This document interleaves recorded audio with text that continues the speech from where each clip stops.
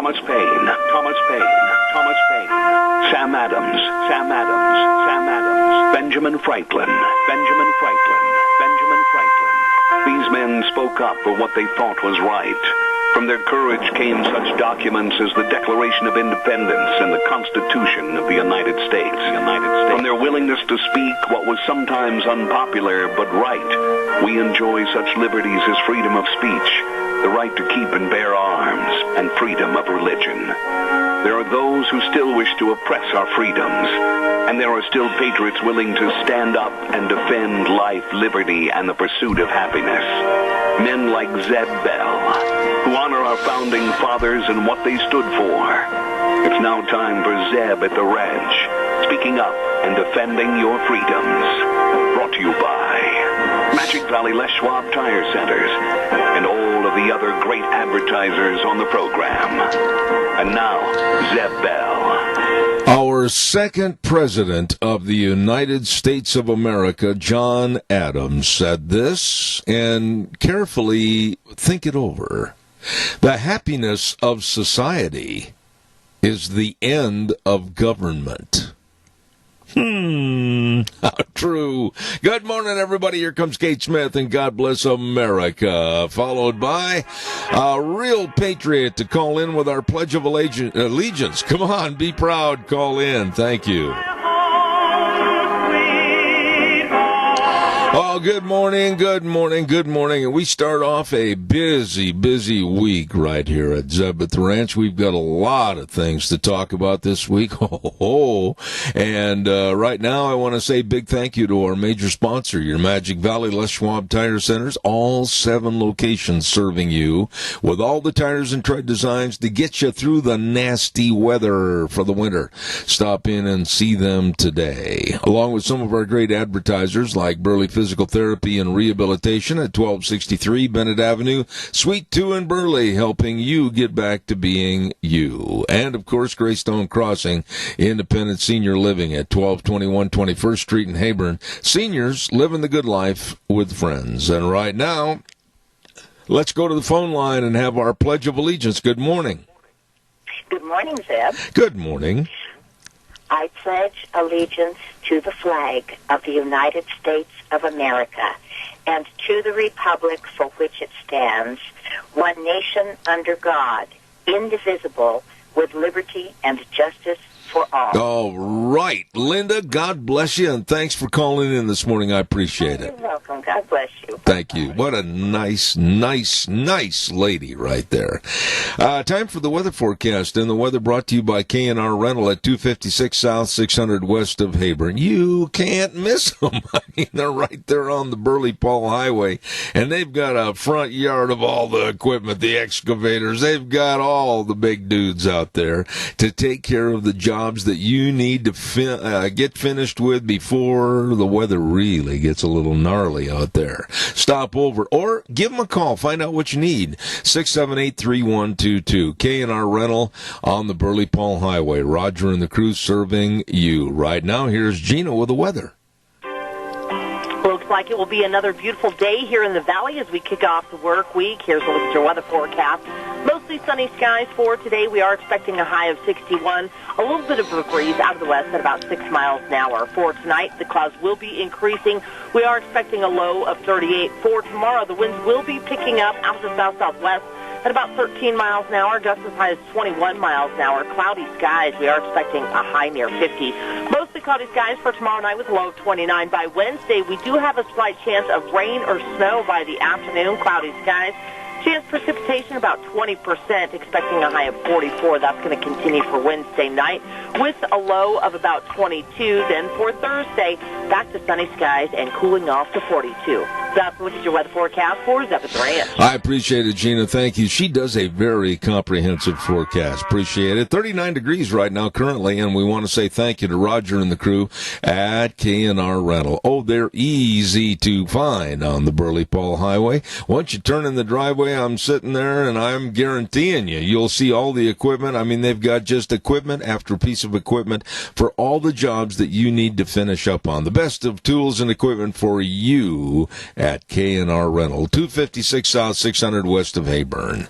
Caller, I'll be right there. Stand by. I also want to acknowledge and thank our dear friends that have been riding the horse with us for at least 17 years, and that's, of course, our friends at Daryl's Cleaners at 1223 Albion Avenue in Burley.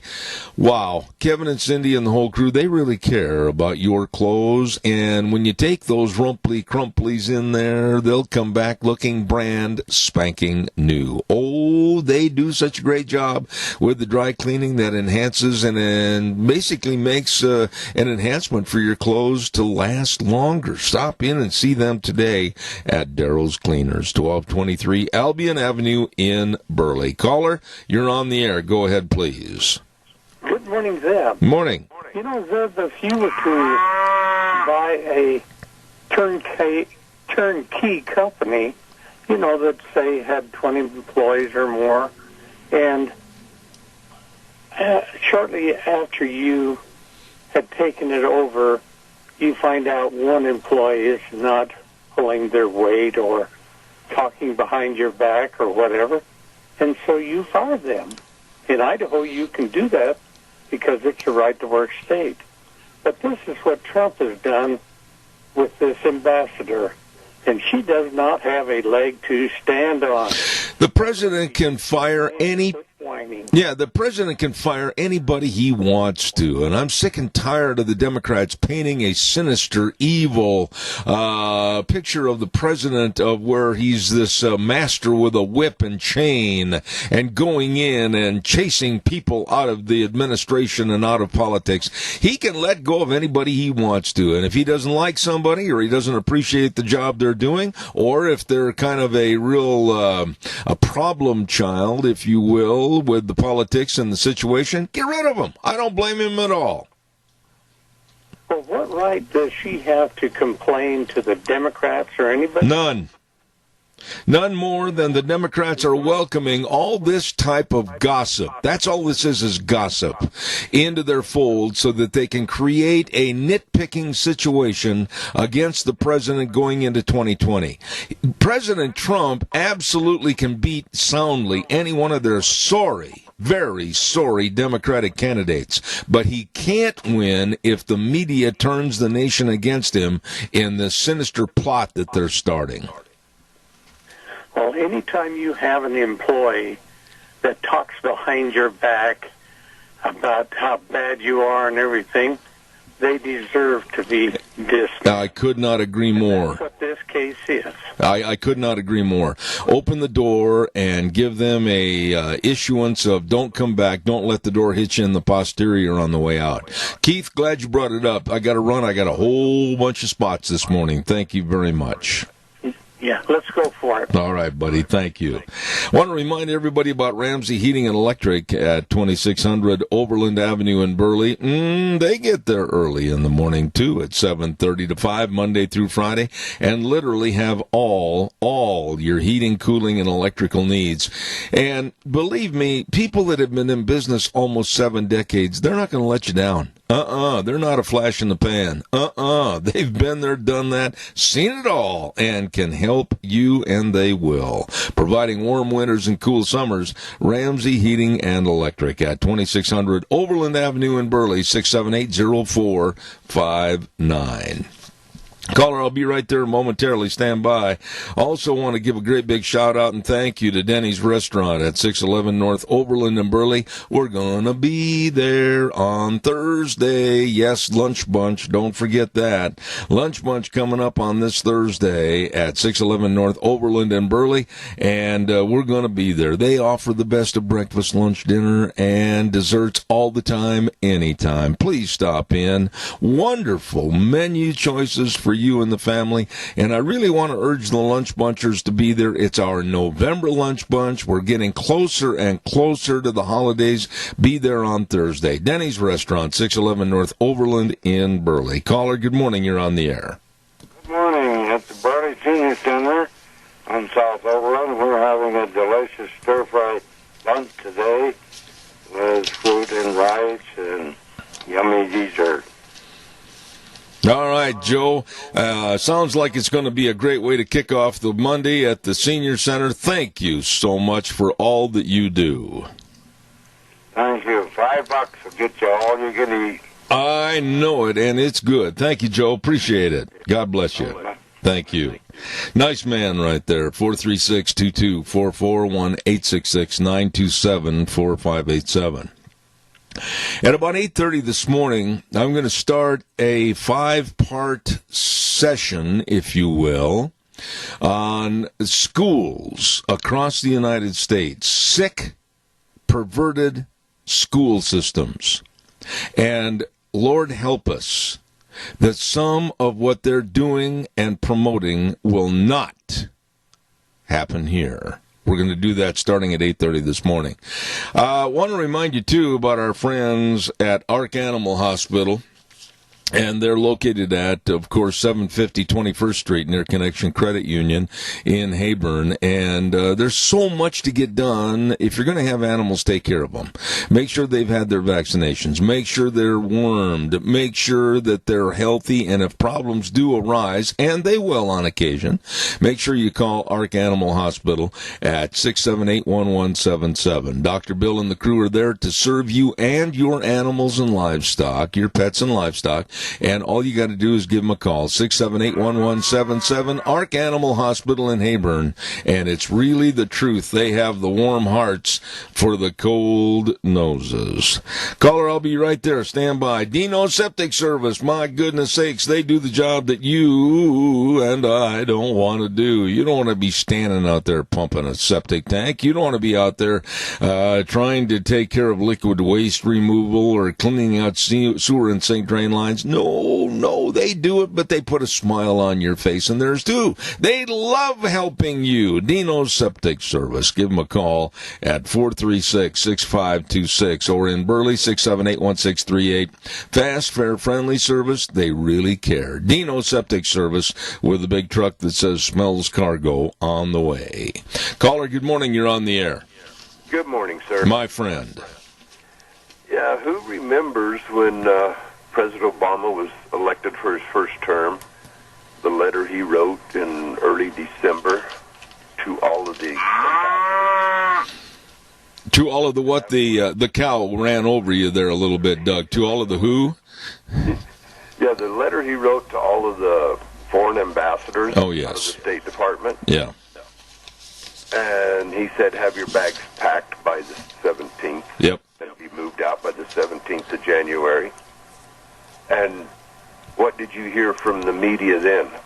Nothing. Crickets. Exactly. You know, Doug, this situation back there has got to the point where now the fuse is stuck in a barrel of dynamite. I have talked to numerous people back on the East Coast that are involved in politics, and one of which is going to be on the program at 9:06 this morning. He's a very close associate of President Trump, and he's done a tremendous job, Rick Manning. And I'm telling you right now, that fuse is stuck in a barrel of dynamite because how much more of this idiocy, which is nothing more than a sinister plot to weaken Trump's stance with the voting electorate going into 2020. That's it. They know they can't kick him out of office. This is nothing more than a plot, and sooner or later the fuse is going to be lit. Well, I agree with you 100%. The fuse is in the barrel of dynamite. And Nancy Pelosi, in her infinite wisdom, has given the match to Adam Schiff, old pencil neck. Nancy Pelosi is a stupid woman. Now, there are those out there that are going to go, oh, that's terrible. You called her stupid. No, she is a stupid woman, and I'll tell you why. She's stupid enough to have gone along with a Democratic Party that basically led her by the nose to get involved with impeachment, and she knew from the get-go it was going to be a party killer. Exactly.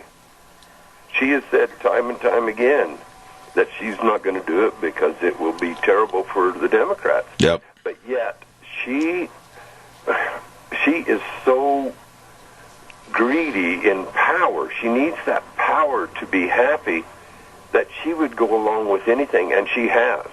And my feelings is what the Democrats are doing right now is going to be a 50-state election for Donald Trump. It's going to be a landslide. It's going to make the Ronald Reagan second-term election look like a close one. The only problem with what you said, and believe me, I'm not criticizing what you said, but the problem is the bulk of the American public, and I read this in the paper. Which paper was it? Was it the Wall Street Journal, or I can't remember. Last week, they said that over 78% of the people, 78% of the American public, does not have the advantage of sitting down and listening to another differing viewpoint, like from Fox News or conservative radio, or, you know, something that would give them a basics of a balance there. And many of which are formulating an opinion based on CNN or ABC or CBS, which absolutely hate Trump, and they'll do everything they can to create now it's estimated, 96% negativity against the president. Exactly, 96% negative. Think about that. Now, who is the enemy of the people? Who is trying to take this country down? Yeah. Who wants this country to become socialist is the media. Is right there with them. They think they're going to be the elites. They're going to be the leaders and stuff. It's a sad day when you cannot trust the media, who's supposed to, you know, go after bad people in government and praise good people, when they can't even praise President Trump for a stock market that is up over 50% from the day of his election. Absolutely. You know, it's nothing more than a diaper-wearing Democratic Party who cannot accept the 2016 election. And what was it a not-so-wise person once said? If you can't accept the results of an election, it's danger to the democracy. Mm-hmm. Hillary. Yes, exactly. You know, the whole thing is this reeks. It's starting to smell. It's starting to where you better dig a hole and you better bury it, because the corpse of what they're trying to lay out in front of the public is rotting. And this idea of the Democrats having to go into the basement, and I'm not exaggerating this, go into the basement offices and get testimony from other future witnesses, and if the testimony isn't what they want to hear, then they are not allowed to be a witness. They pick and choose whoever is going to be the most negative against Donald Trump. You think I'm telling you a story, you back it up by doing your own research, and you'll find out I'm right. You're right. But one thing the American people need to take away from what's going on right now, for them to think about, is if they can do this to the President of the United States, accuse him of a crime and said he's got to prove his innocence, what do you think the government can do to you? Amen. To take over? What can they do to the little guy? Amen. Us little people will be stepped on like a little bug. Doug, God bless you, man. I got to run and do some commercials. Thank you so much. You and run? Okay. Hey, no. Anyway, everybody, let's do what we can for our senior centers. Let's support them. Let's donate to them. Let's help them, because they built this great country. And let's pay them back by saying thank you. That remark really offended me, because, quite frankly, I'm a lot slower than I look. No, cheers, you, buddy. See you later. Thank you. Hey, don't forget Mountain Transmissions wishing you and yours a very, very happy Thanksgiving at 504 East Main in Burley. Rick and the crew, they know transmissions. And if you've got a little bit of a slip or a drip, or it's not going into drive and it's heading into reverse, before you go to Granny's house on Thanksgiving, you better call Rick at Mountain Transmissions, 678-9110. 678-9110, Mountain Transmissions. You know, this is a great time of the year, and I absolutely love Thanksgiving. I think it's now, very unfortunately, become and has turned into a holiday that we overlook, and I appreciate people like Rick at Mountain Transmissions and Butte Irrigation at 116 South, 600 West of Paul, 438-8103 on Kimberly Road, north of Kimberly by Red Cap Corner, 423-5220. They at Butte Irrigation want to wish you and your family a very, very happy Thanksgiving, along with Golden Valley Warehouse, 1000 South, 468 West of Burley. These are really good people, and they're always there when we've got something special to wish, and this is Happy Thanksgiving. Locally owned and operated for years by the Adams family, Golden Valley Warehouse. Very happy Thanksgiving. And last but not least, to one of my favorite people, and that's Vicky at Vicky's Country Garden, 185 South, 600 West of Paul. And she says, don't forget they've got gift certificates for Christmas gift giving at Vicky's Country Gardens in Paul. What a nice lady. Calls are welcome, 436-2244, 1-866-927-4587. Oh, I want to just touch on this story real quick. Ridiculous, pathetic, and juvenile, and to sum it up, Colin Kaepernick is a jerk. Colin Kaepernick had an opportunity to possibly get back into the good graces of the NFL and be accepted to play for an NFL team, but he blew it. Purely because he's nothing more than a jerk punk activist with lots of money from Nike, and his greedy, self-centered ways killed the opportunity, and I am very happy for it. Maybe now there will be no more Colin Kaepernick possibly playing for the NFL. Caller, good morning. You're on the air. Yes, good morning, Zeb. The sleeping American public had better understand that if the media takes over and the Democrats are elected again, this country will become a giant welfare state and we will collapse. And these people who feel like they're fat cats today making big money are going to find out that their bankrolls are going to disappear. I have no argument with what you said. As a matter of fact, I'm in total agreement. I have looked at the points of interest from the Democratic Party and from what you might call the sorriest display of politicians running on behalf of the Democrats to be president, and they are pathetic with one thing in mind: socialism and much higher taxes. Well, we will have the wrong people taking over our country, and these people that helped bring our country to its knees are going to end up being prisoners of somebody. I agree. I totally agree with you. They are a party that is in complete disarray. They're arrogant. They are very self-centered. They are, in my opinion, Tony, a godless party. And I have no sympathy for the fragmentation and possibly the dissolvement of the Democratic Party. Well, keep doing what you're doing, Zeb. We need you on the air. I appreciate it, buddy. Thank you so much. Very kind of you. Thank you. Okay. Thank you, Zeb. I'm going to give away some cookies right now to Sophie's Chatterbox at 530 East Street in Rupert. Oh, what a delicious bakery. Oh, what a delicious restaurant at Sophie's Chatterbox. My goodness sakes, yes.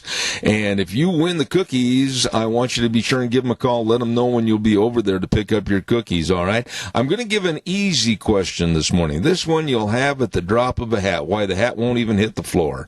And here's the question. And first person to call with the right answer is going to win at 436-2244 or 1-866-927-4587. Who was the leading actor in the movie The Green Berets?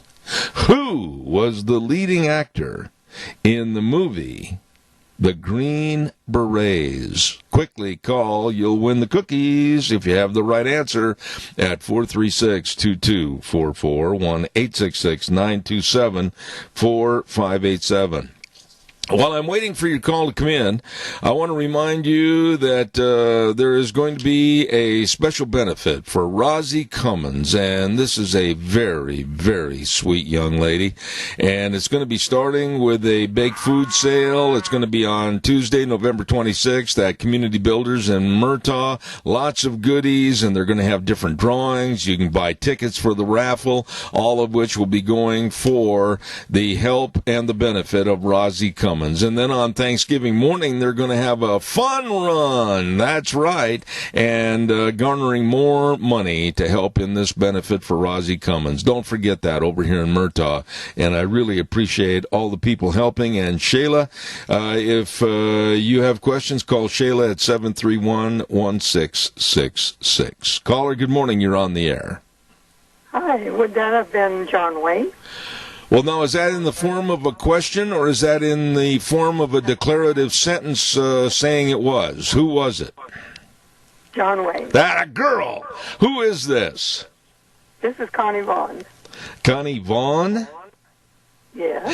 Connie, I hope you enjoy your cookies. And the rule has been that if you get sugar cookies, plain sugar cookies, you have to split the dozen with the host. Oh, okay. I'm kidding. Hey, God bless you, and thanks for calling in. Well, thank you, and happy Thanksgiving to you. Very nice. Thank you. Yes, it was John Wayne back in, what was it, oh boy, now I'm going to put myself on the chopping block. I believe it was 1966 that he started a tour of Vietnam to garner information on how to produce that movie. Calls are welcome, and caller, I'll be right with you. Don't forget, hold on. Hey, I got to tell you what's going to be going on December 9th, and I've got to get this on here right now. There is going to be a ripping good bred stock cow sale at the Burley Livestock Sale Yard on Monday, December 9th. Put it on your calendar, cowgirls and cowboys.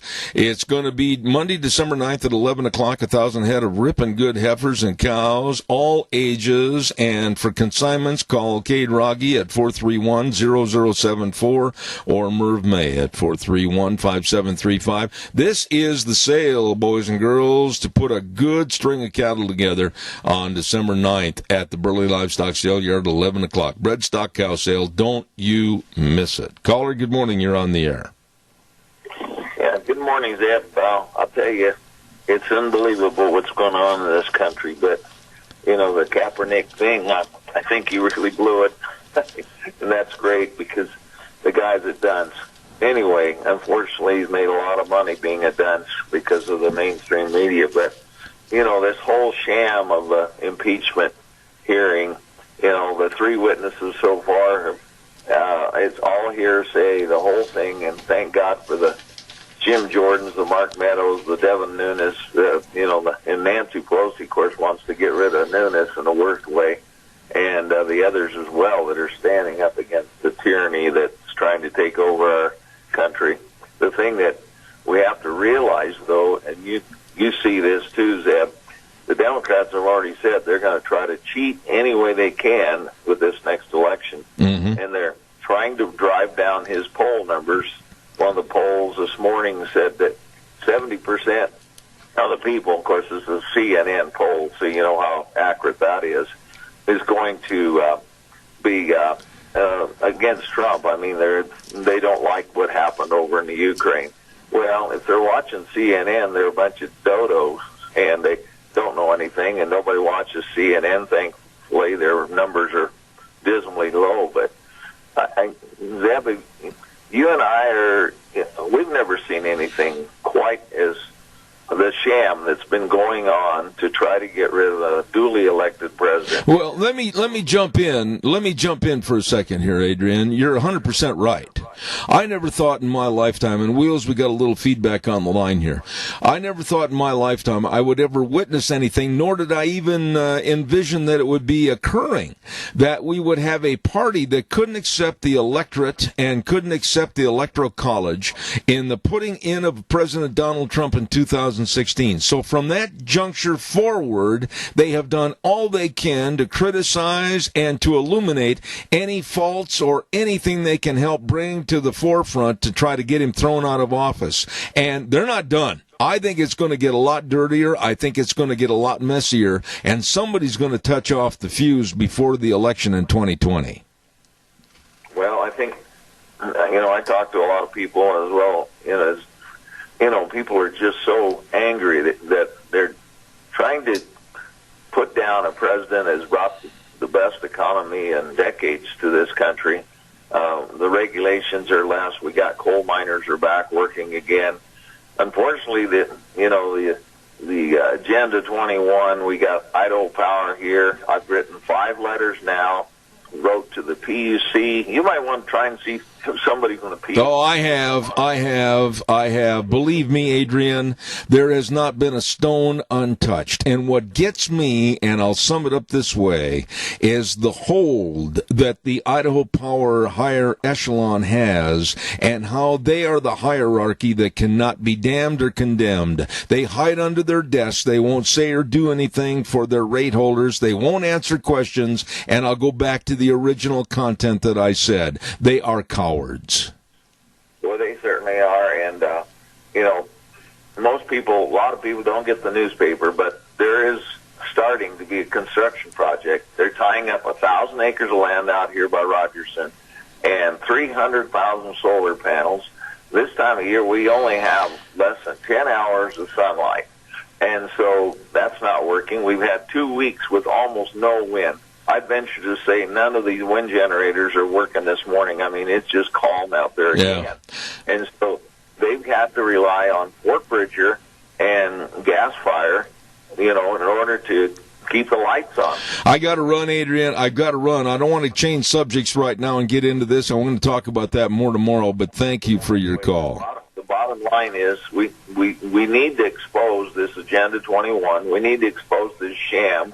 The fact that this is totally unconstitutional, and they're using the Zelensky model, and which, of course, he was dedicated his book, Rules for Radicals, to Satan, Lucifer, and we have to realize these people are evil. Absolutely. They want to destroy this country, and that's what we have to fight against.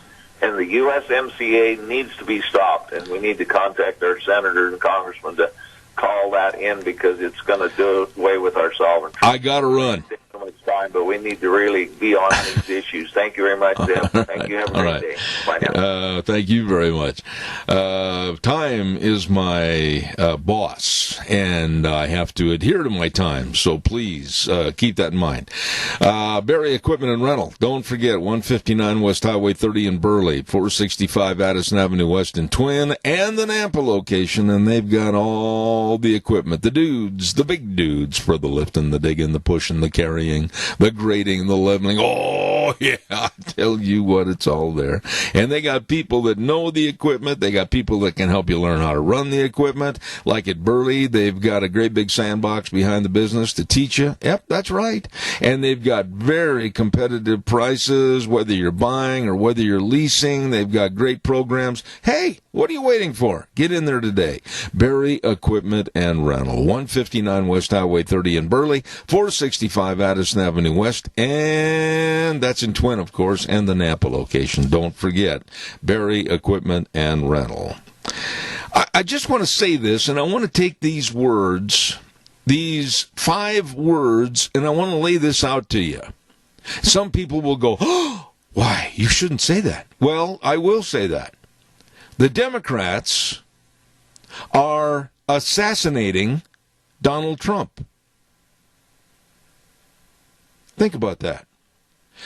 Think about those 5 words. The Democrats are assassinating Donald Trump through their daily knife throwing to his character and accomplishments and this absolutely evil, sinister probe into an impeachment inquiry. We spent millions of dollars, all of us, yeah, buddy, out of our pockets, for the Mueller report, which came back, zip, nothing at all sinister, evil, or illegal from Donald Trump. Oh, but that wasn't good enough for the Democrats. That wasn't good enough for little Adam Schiff. You know what irritates me about this guy? Did you look at the chairs in the Ways and Means Committee room, honestly, when they were empty, did you look at it? Little Adam Schiff has his chair elevated about a good 6 inches higher than any of the other chairs around that podium. Yeah, it's kind of like, I am God. And it just irritated me. I don't know. Maybe that's a petty little situation for me to speak about. But he sits there, and he's so straight and proper with his hands crossed over each other in front of him, and his eyes, and his... the man just makes me mad. I don't like him. But this is all a sinister approach to change people's minds. Well, maybe Donald Trump's not so good after all. Well, maybe he hasn't done this. Well, maybe we shouldn't vote for him. Maybe we shouldn't have him reelected. That's what they're doing. It's their only ploy. Because like I said earlier this morning, tell me one Democrat that has anything going for him or herself that can beat Donald Trump. They're all a bunch of kindergartners. Bernie Sanders, are you kidding me? Warren? Joe Biden, he can't remember where he was yesterday. Good heavens, caller, good morning, you're on the air. Well, I know. When you see him sitting there in that chair, and you say, you know, you are, I mean, they're delusional. They are mentally ill. They really are. They have been in an environment that is so askew of reality that they are mentally ill, and they don't even realize it. You know, that's the way it is. I mean, if you raise your children in a household that is void of reality and logic, then they will come out of there a mess, and they will not be able to negotiate real life. These people, whether or not it's intentional or not, they do not see reality for what it is. And, I guess, Nadler didn't get her done, so he's been shuffled to the side. But Adam, he is he's the devil's handyman. Let me ask you a question. Randy, wait a minute. I got to ask you this question. Have you seen or heard or read, and you mentioned him, and I think it's worthy of going a little further on this. Ever since he did a very inept job, and quite frankly he did, Jerry Nadler, the Democrat from New Jersey, we don't hear anything about Nadler. The Democrats seem to have pushed him into a closet and lost the key. What happened to the guy? Well, he didn't get her done, and he embarrassed the Democrats.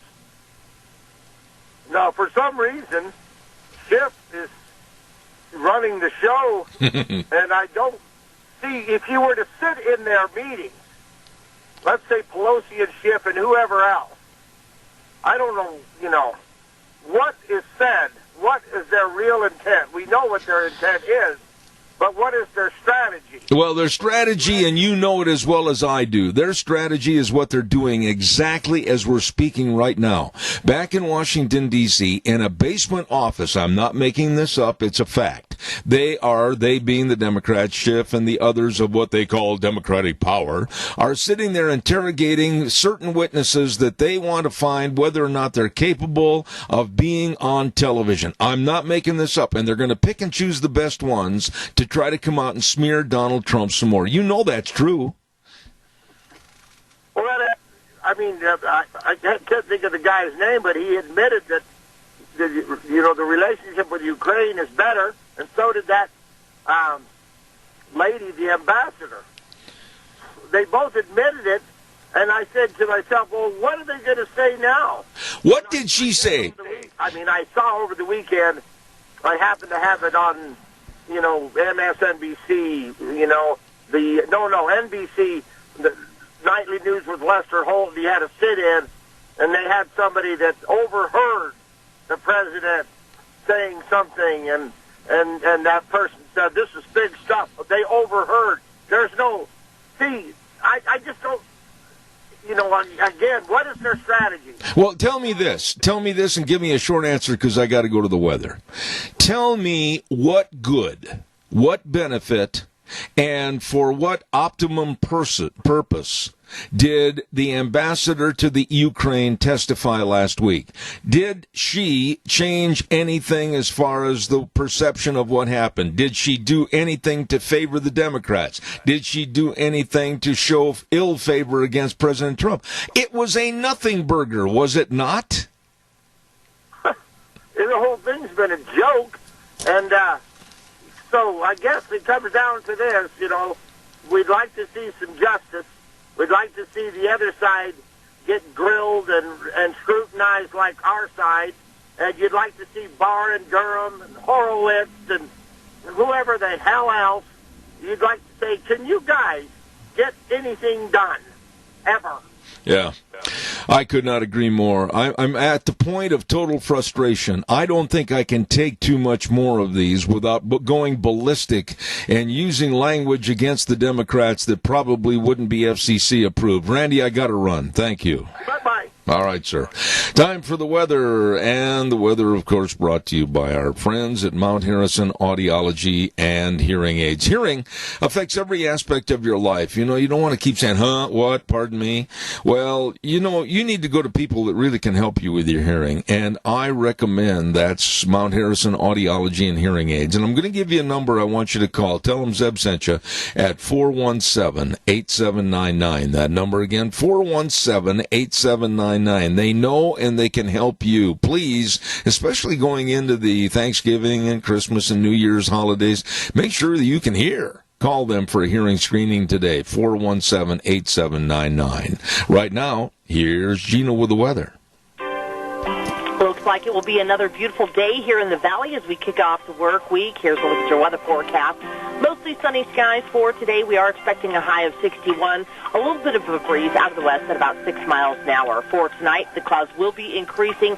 We are expecting a low of 38. For tomorrow, the winds will be picking up out of the south-southwest at about 13 miles an hour, gusts as high as 21 miles an hour. Cloudy skies. We are expecting a high near 50. Mostly cloudy skies for tomorrow night with a low of 29. By Wednesday, we do have a slight chance of rain or snow by the afternoon. Cloudy skies. Chance precipitation about 20%, expecting a high of 44. That's going to continue for Wednesday night with a low of about 22. Then for Thursday, back to sunny skies and cooling off to 42.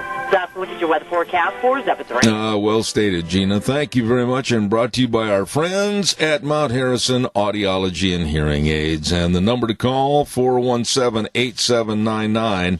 I urge you to give them a call. These are really wonderful people that can help you with your hearing health, and they're right behind the Minidoka Hospital. Don't forget. Give them a call today, 417-8799. I got one other little PSA, public service announcement I want to get in, and this is a very important one. The Center for Self-Governance and the Crane Family, wonderful people, invite you to view the documentary Lavoie, Dead Man Talking, Episode 4, Hero or Villain. It's going to be at the Burley Best Western Convention Center at 800 North Overland in Burley. It's going to be this Friday at 7 p.m. Don't miss it. And I tell you what, every time I can help this family, I will, because I was very fortunate just before he was shot and killed to have Arizona rancher Lavoie Finicum on my program. And I just think that this is an issue that is not going to go away, should not go away, and we need to find out more. That's going to be this Friday night at the Burley Best Western Inn. Don't miss it, please. Calls are welcome, 436-2244, 1-866-927-4587. I didn't want to go this late in this half hour and start the subject about our schools. So I think what I'll do is I'm going to preface a little bit about what's going on in states like Washington, Maryland, New York, Minnesota, and Virginia. And I have in front of me, and I put a lot of time and effort into this, not bragging, but I have. And in studying what they are doing in those states to provide radical agendas to our students, our children, and those school systems. And tomorrow on the program, I think I will start with our neighboring state to the west, and that's, of course, Washington State, and how they are going in their school system to abolish honor classes, honestly, and how they want to teach math, and they say that mathematics is used to oppress people, and how they are trying to create a diminishing line of achievement between the lower demographic groups of study and intelligence and the higher. The whole thing reeks. The whole thing is sick and perverted. And I'm going to be going into, over the next couple of days, starting with Washington State, and then we're going to move into the state of Maryland, with a plan that absolutely will astound you as to what they're trying to do to change education. You know, it's not the 3 R's anymore. Reading, writing, arithmetic, or history or anything. It's an agenda. It's an agenda. And I can prove that to you. And then we're going to go into one of the most worthless mayors in the United States, Bill de Blasio of New York City, and what he's doing in the city to stymie and stop the growth of education.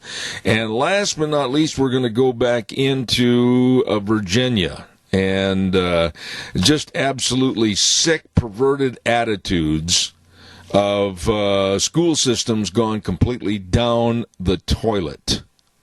This is repulsive and scary and racist. And I'm going to try to get a couple of people from back east in Detroit to come on my program and talk about this. But we're going to take more time as the week progresses to talk about sick, perverted school systems and what they're teaching and what they shouldn't be teaching. Calls are welcome, 436-2244, 1-866-927-4587. There was an instance the other evening at the NFL game between the Steelers and the Browns that got completely out of hand. I mean, completely out of hand. Football is a violent sport. Football is not a contact sport. It's a collision sport. A contact sport is dancing. But I guarantee you that it got completely out of hand and could have been very detrimental to the health and welfare in the future of some of the players involved, especially when there was the ripping of a helmet off of another player and then using that helmet as a weapon. Now, there were things that happened before the ripping off of the helmet that were instigators, if you will, as to how the problem developed. But all that being said, when a player takes it upon himself to use a helmet or other means to try to injure somebody, it's completely out of hand. And that's what happened. And football is better than that. Football is a great American sport. It's a fantastic team sport and teaches so many valuable lessons. And very unfortunately, it's been assailed as of late as being a sport that we can do without, and that's hogwash. That's stupidity and hogwash. But when someone or some group of players take it upon themselves to turn it into mob action on the field, that's got to be stopped. And the players are going to be suspended, I hope, for a long period of time. One player that really created most of the problem is going to be suspended maybe for the rest of this season and into next. This can't go on. Even though it's a collision sport, there has to be more restraint. I urge you to stop in and see our friends at your Magic Valley Les Schwab Tire Centers. Caller, I'll be right there. Don't forget, 7 locations serving you with the best of tires to drive in any weather. I mean, they've got all the tread designs, they've got all the tires, they've got it all for you. Front end alignment, shocks and struts, batteries, and I really recommend their brake service. Highly trained brake technicians. Stop in and see Lane and Rupert today. Dave on Blue Lakes, and of course Mike and Buell, Mike and Jerome, the Twist family, and Paul, Daniel on Poline in Twin Falls, and Trent on Overland in Burley. They are the best at what they do because they care. They care, and the best of service to you. That's right, the 7 locations of your Magic Valley Les Schwab Tire Centers. You stop in and see them today. Caller, I've got 1 minute, and that's it. Go fast. Well, college football and football in general is a great sport for building men. And, what happened with the Cleveland Brown defensive end was wrong. And, but I guess if you wanted to really get something effectively done, his method was good. But it was definitely bad for the sport. And it's not sportsmanlike, it's bad. And you just wish to hell it hadn't happened. And the coaches, some people say they're either coached to do it or they don't care. All right. Okay, now there I've got to cut you off because I said I had a minute left, and I'm just going to say this. The players' actions on the field, Randy, wait a minute. The players' actions on the field actually diminished the opportunities for the rest of the team to have a better season. They do. I got to run. Thank you. Thanks. Thank you, sir. News next from CBS. Wheels, take it away.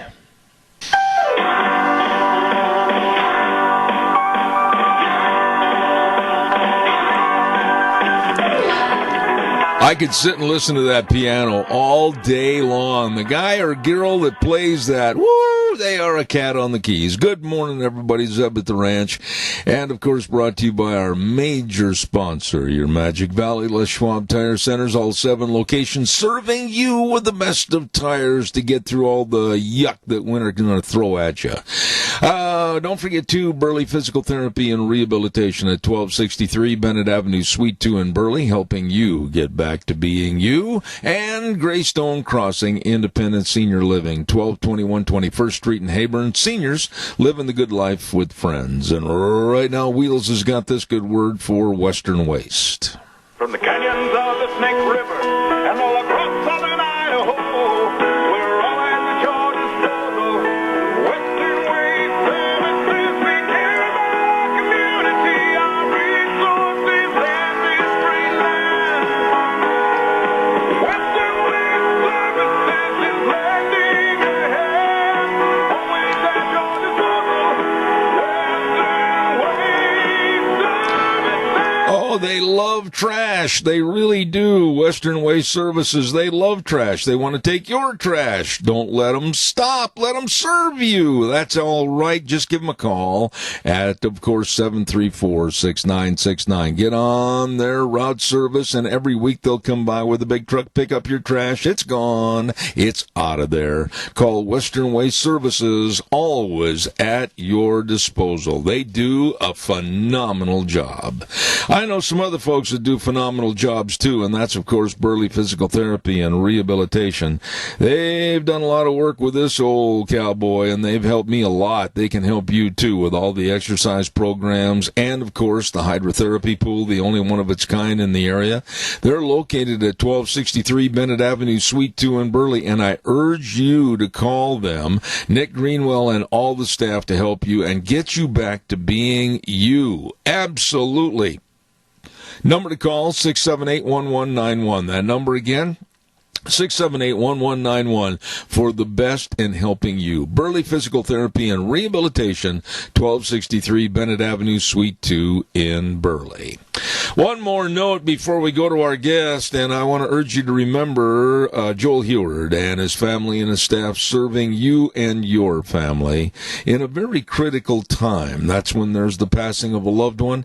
Please remember to contact Hanson Mortuary at 710 6th Street in Rupert, and they are there to help you, help and provide families they serve with the best possible support and comfort, and always upholding the highest ethical standards with unquestioned integrity. Please remember the number 436-5636. Hanson Mortuary in Rupert. And Joel Heward also serving you and your family at Morrison Payne Funeral Home on East Main in Burley.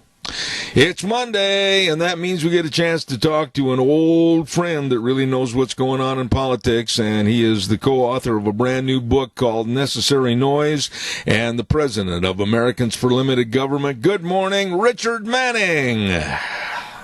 Hey, Zeb, how are you? Okay, I'm going to play a little game with you. Are you ready? Okay. All right. Now, if you're the lucky winner of a greasy cheeseburger and a cardboard box and a stale order of fries and a giant Coke, here's the question. Are you ready for this? I am not. I'm excited to win the prize. Okay, good. Who is the politician that keeps going, you are not recognized, you are not recognized, you are not recognized, you are not recognized?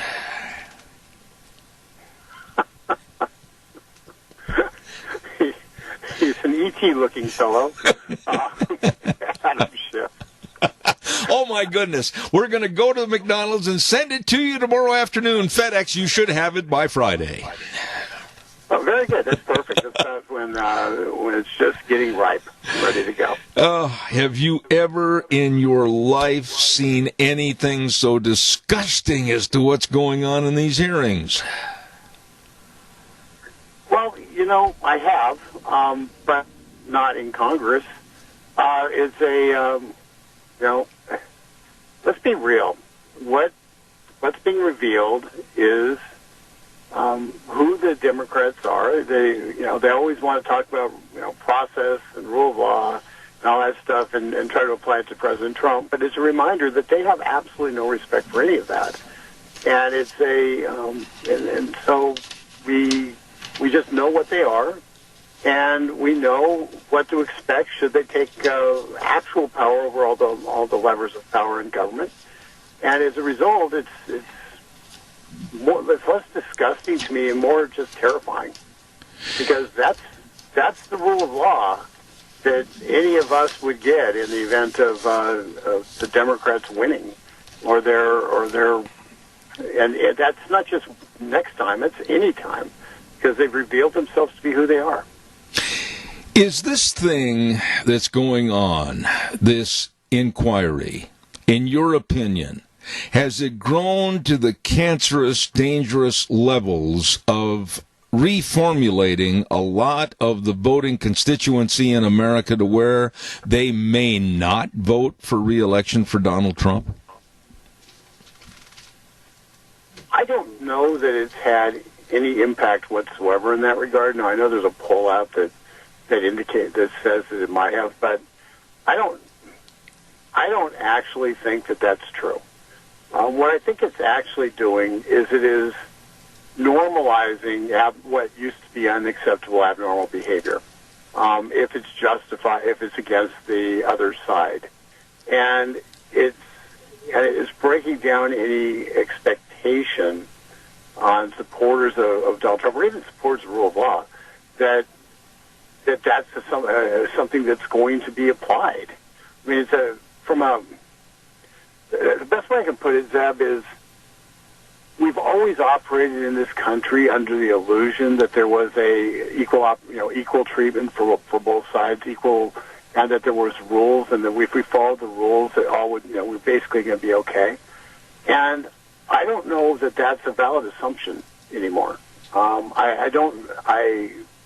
I witnessed a couple of things that happened on Friday in terms of jury decisions that were absolutely incredible to me. And I look at this and I now say, hey, wait a second. We have a lot of work to do to convince people that there is a rule, that the rule of law is important, because right now there's no such thing as equal application of the law, and when that gets lost, you have effectively, if you're trying to break down the bounds for the country, if you're trying to break the country down, you've done so because you're basically instilling anarchy. I said earlier this morning, and I was very harsh in the assumption of these words, I said that the Democrats are assassinating Donald Trump. And through the daily knife throwing that this inquiry is going through, the daily personality adjustments of creating more hatred and animus against this president, and quite frankly, I'll stand behind my statement, the Democrats are assassinating Donald Trump. How would you respond to that? They're certainly engaged in political assassination, and that's their intent.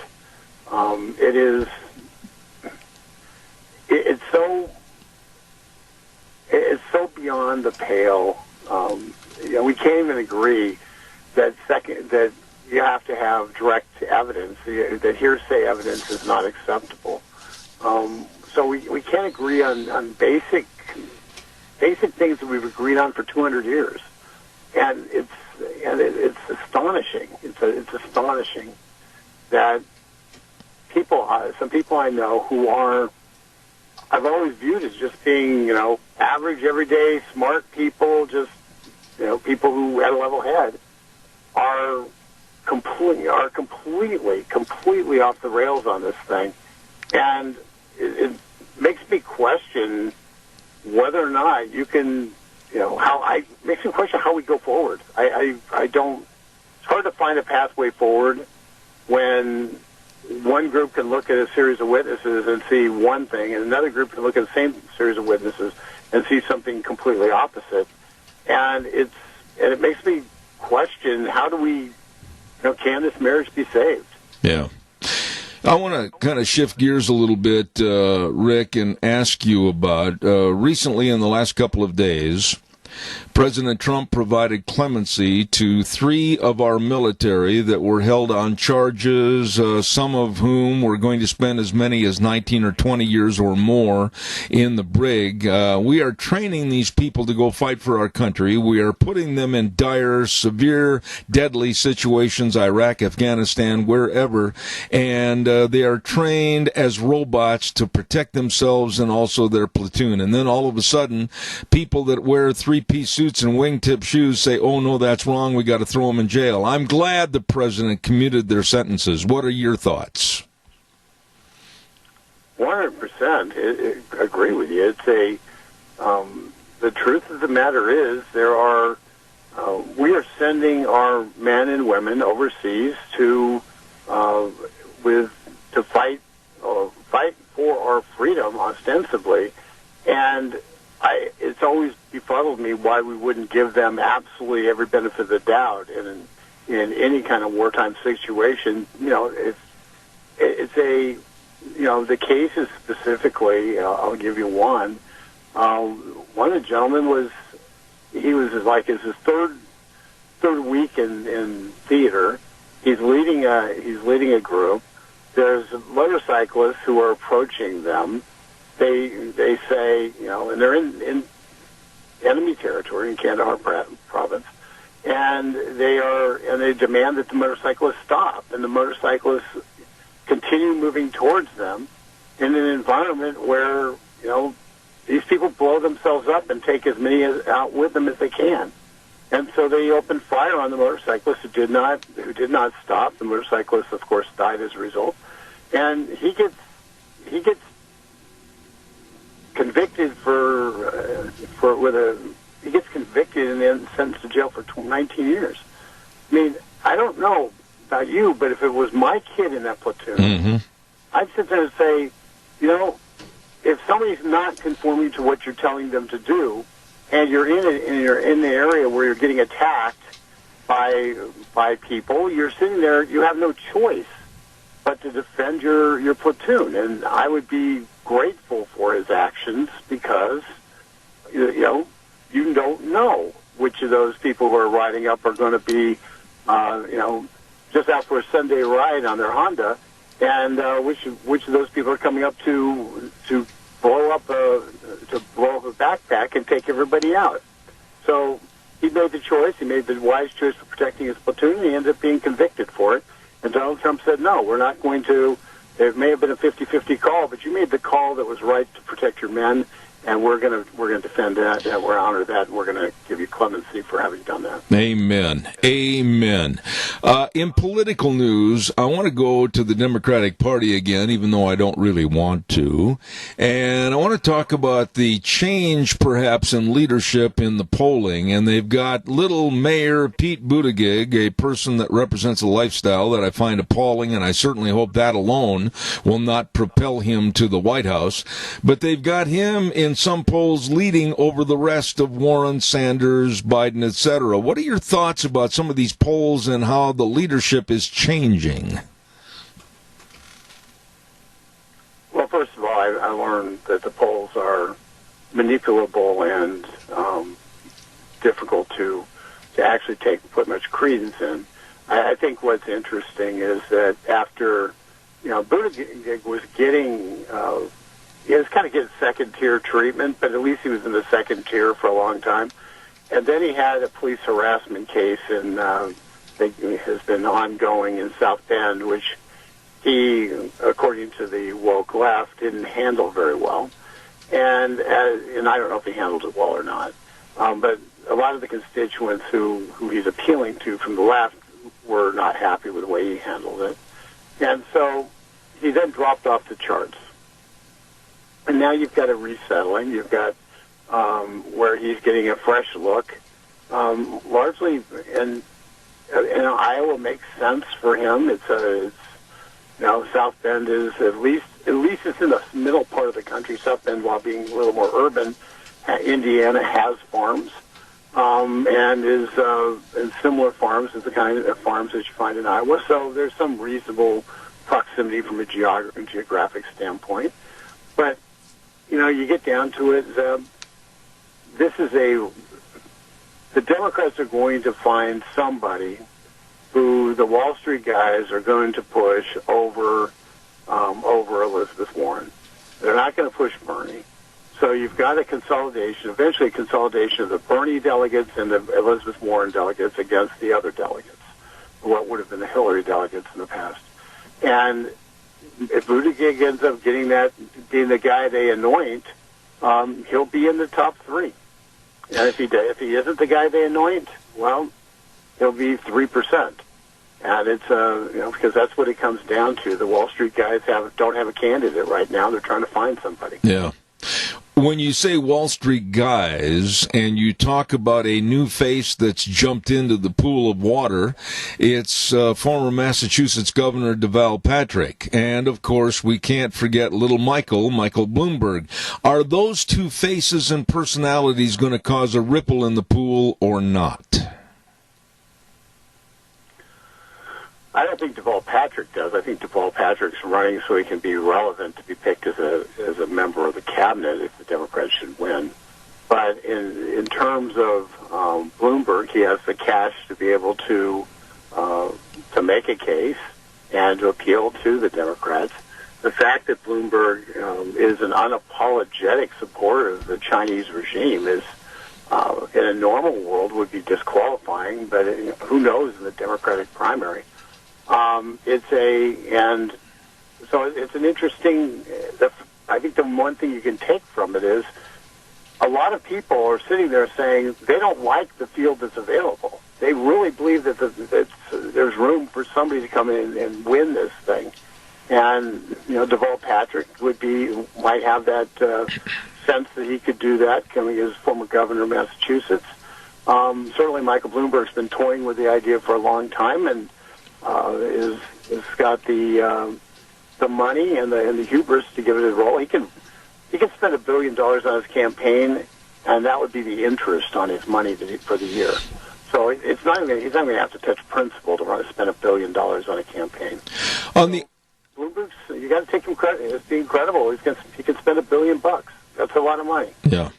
On the other side of the coin, there are those, of course, they are from CNN and other sources. Caller, stand by. Rick, give me a short answer on this.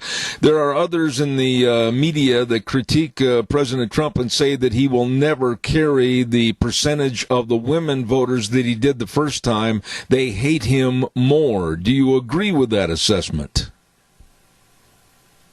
I don't know. I don't know. President Trump said something to the New York Economic Council I think is very important. He looked him in the eye, and these were men primarily. He looked him in the eye and says, I know you hate me, but you're going to vote for me because the other side's crazy.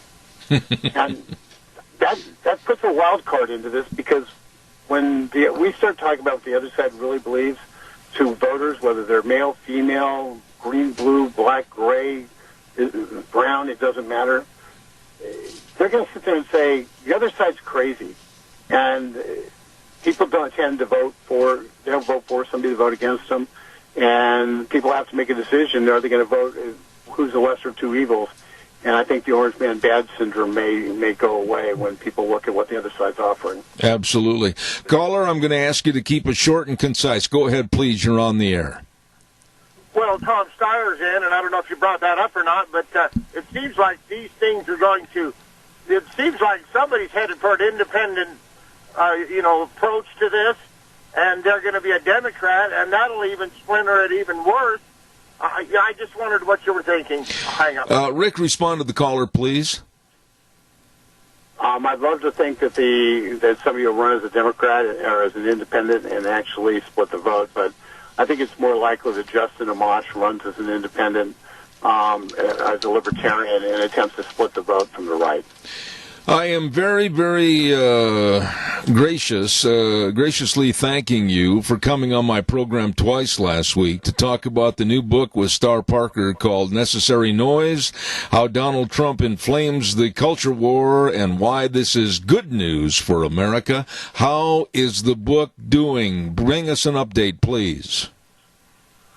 Well, we're getting really good response, and the media has been very generous with the time, and I truly appreciate your spending the time with me to talk about the book. Star and I are pretty enthusiastic about it. We had a really good response at our Swamp book party, and I've got a number of people contacting me wanting to do book parties around the country, and so I'm going to have to make a decision on how much time I can spend promoting a book and how much time I need to be fighting for limited government. So that's a good problem to have. I tell you what, if you're talking about a swamp and you'd like to have a book signing in the swamp, we have a swamp, small that it may be, over by Murtaugh Lake. I can arrange for tables and chairs, and we can have you fly in. Hey, I'm up for it. I'd love to. Let's try to. We may want to do it when it's warm, though. I don't blame you for that. Listen, I always appreciate your very candid remarks, your honest and forthright appraisal of what's going on in politics, and I appreciate your friendship. Rick Manning, President of Americans for Limited Government, and again, I want to mention, along with Star Parker, the authors of the book called Necessary Noise. God bless you, man, and we'll talk to you next Monday. Thank you, friend. Take care. Thank you. Excellent man to have on the program to really give an honest appraisal of politics, and I appreciate him. Thank you very much. Hey, you know what's going on over at Lee's Furniture, Floors and More? They're having a big doorbuster sale before the Black Friday sale. Oh, they just got all kinds of things for you over there, and they're saying 50% off retail prices on select items, and oh my goodness, they're having drawings, they're going to have a big drawing on, the 29th of November, Black Friday, and you don't have to be present to win. You'd better get in there and check out all the great buys, and I mean this on furniture, on bedroom sets, on carpet and floor covering, window coverings. Oh my, and they've got the professionals in there at Lee's Furniture that can help and guide you to what's going to look the best for your home. Stop in and see them today at 459 Overland in Burley. Lee's Furniture, Floors and More. Don't you miss the opportunity to get in there today.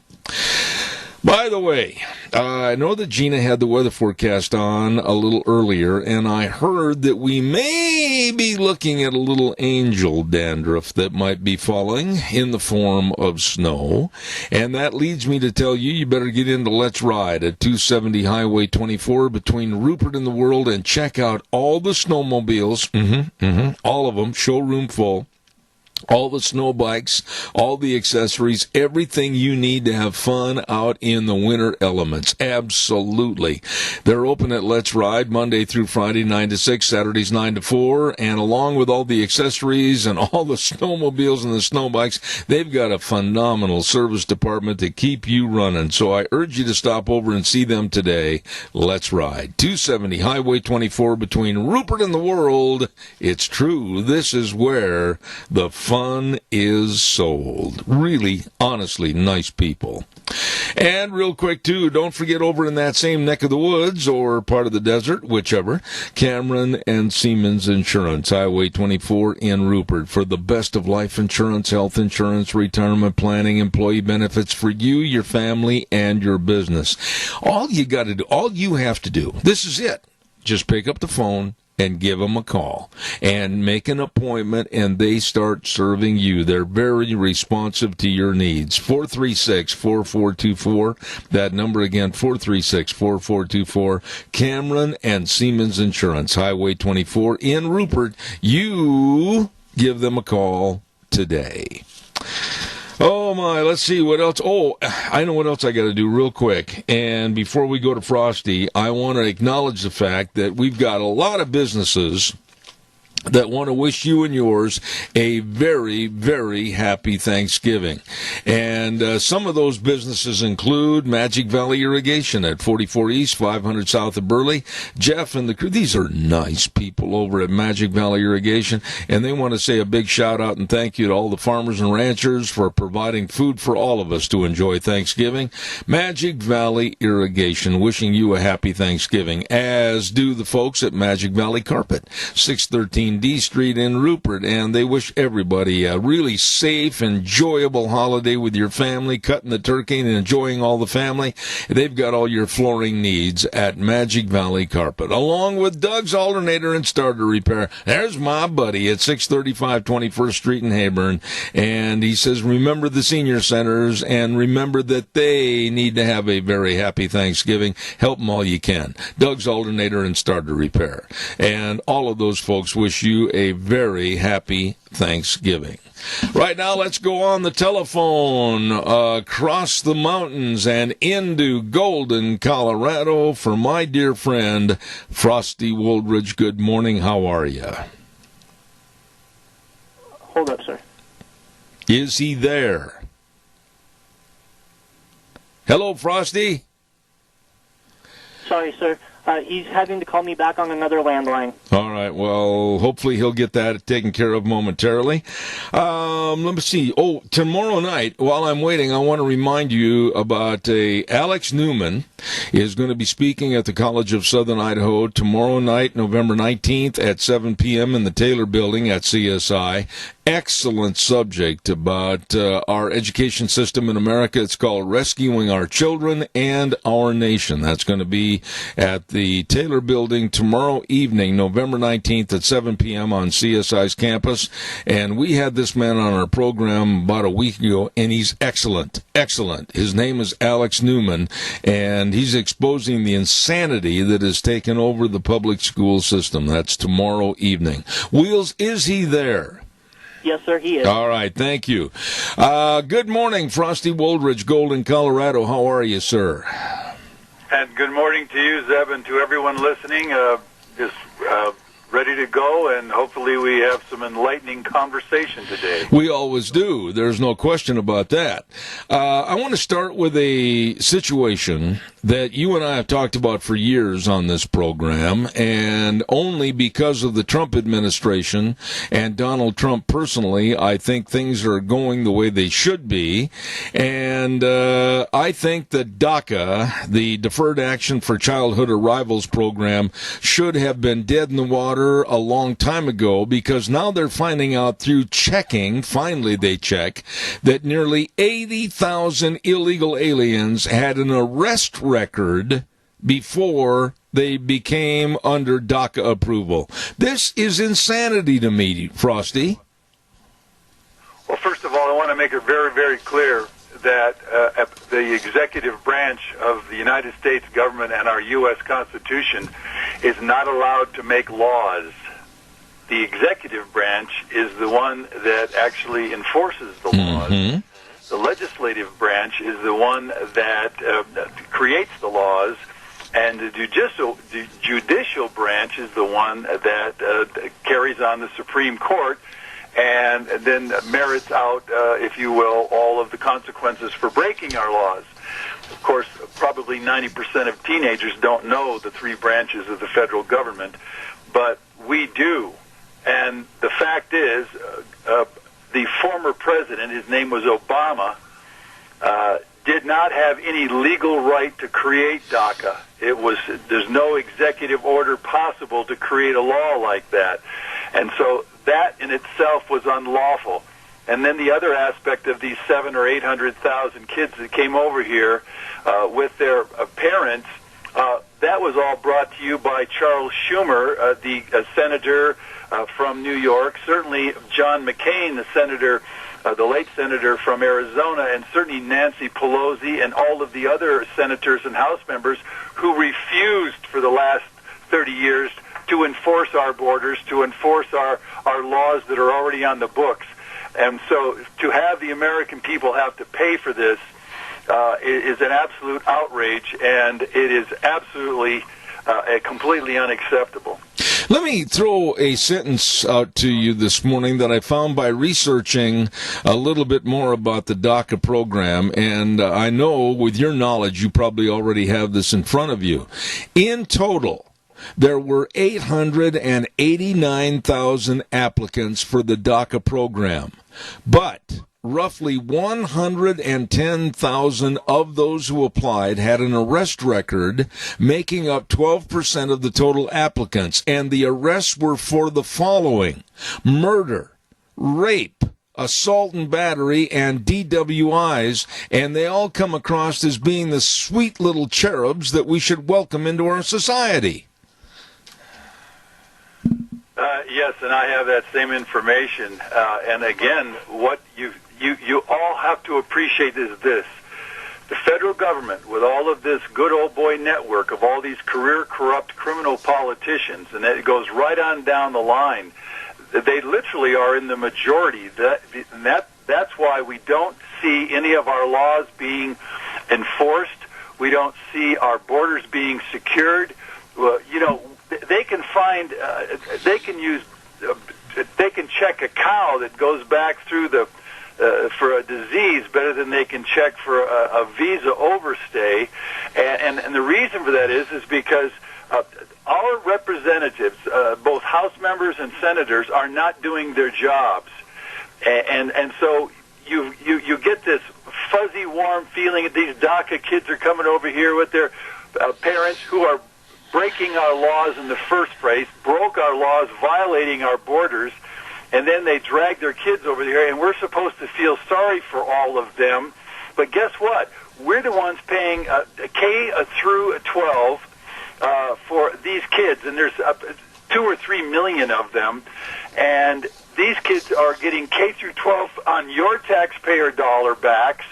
They're getting breakfasts and lunches on your taxpayer backs. They're getting paid for the medical care, and even the births of over 300,000 anchor babies every year are paid for.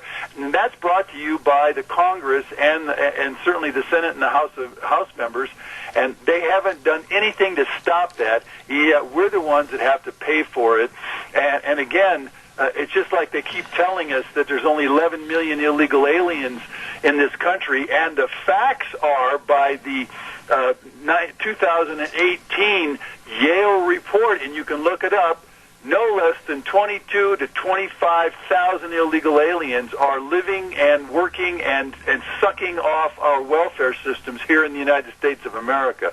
Those are the facts. Well, you always have presented the facts in a very orderly and very concentrated manner. And when I look at this situation of the Dreamers, and I look at the No Border campaign that we have, and by the way, I wanted to ask you about that.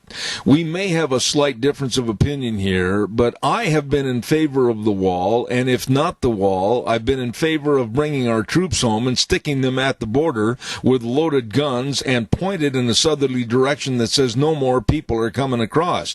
Really, what are your thoughts as to how we can better maintain that border? There's no question in my mind. I think there's only been one person across the border of the DMZ from North Korea to South Korea in the last 60-odd years since the war was over in 1953, I think, or 55, whichever it was.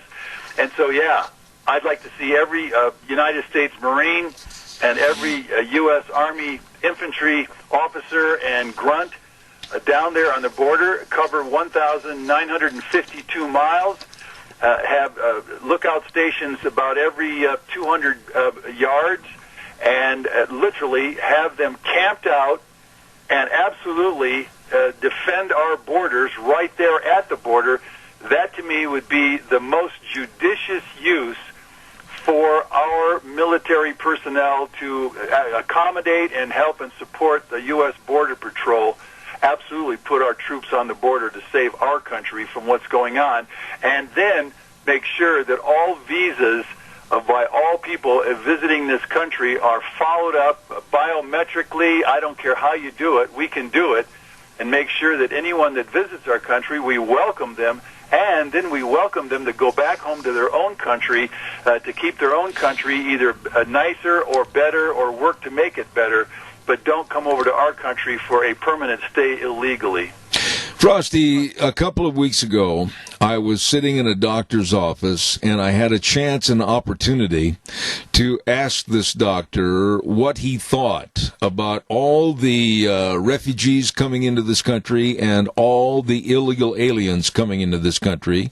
We have no record of any immunization records whatsoever. We don't know anything about these people. And I said, is this, from a doctor's standpoint, a huge concern?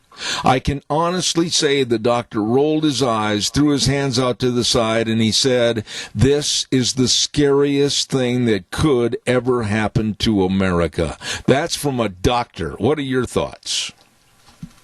Well, as I think we've talked about it before, and it's, as a former U.S. Army Medical Service Corps officer and certainly a cardiac catheterization med tech, I've got a little bit of background in the medical arena. And of course, we now know that previous to 1990, there was only 900 cases of leprosy in this country. Well, now there's more than 11,000 cases of leprosy, and that's just the bottom of the iceberg there, folks, because we're allowing literally 22 to 25 million illegal aliens crossing our borders and living and having their own culture and their lack of sanitation habits, etc., and hygiene habits. They're now cutting your tomatoes in the fast food areas like McDonald's, or they're cutting your onions up. They don't wash their hands after they do their business in the bathroom. They have very unhygienic, that's why their countries have so many diseases.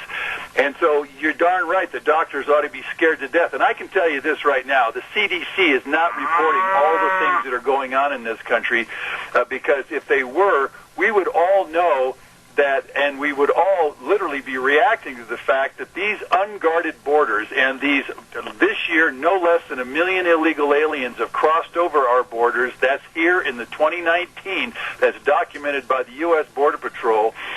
Those people have diseases, and those people are bringing those diseases into our country, and we're the ones who are paying for it, and that's the frustration. And you better believe it. These doctors should be rolling their eyes, because we're bringing in Chagas, we're bringing in all these different diseases from all over the world. Leprosy is also known as Hansen's disease. We can go right on down the line. I've written articles on it, and it's very frustrating because we're being fooled by our own government officials. Absolutely. We have a caller with a question and a comment. Caller, quickly, you're on the air. Go. Over the weekend, I was speaking to a Hispanic friend of mine. We were talking about illegals and people on welfare, and he said one illegal, these illegals are so schooled in taking advantage of our benefit, of the benefits we offer them, that one said he had him and his wife and 22 children. And it turns out, of course, he was lying.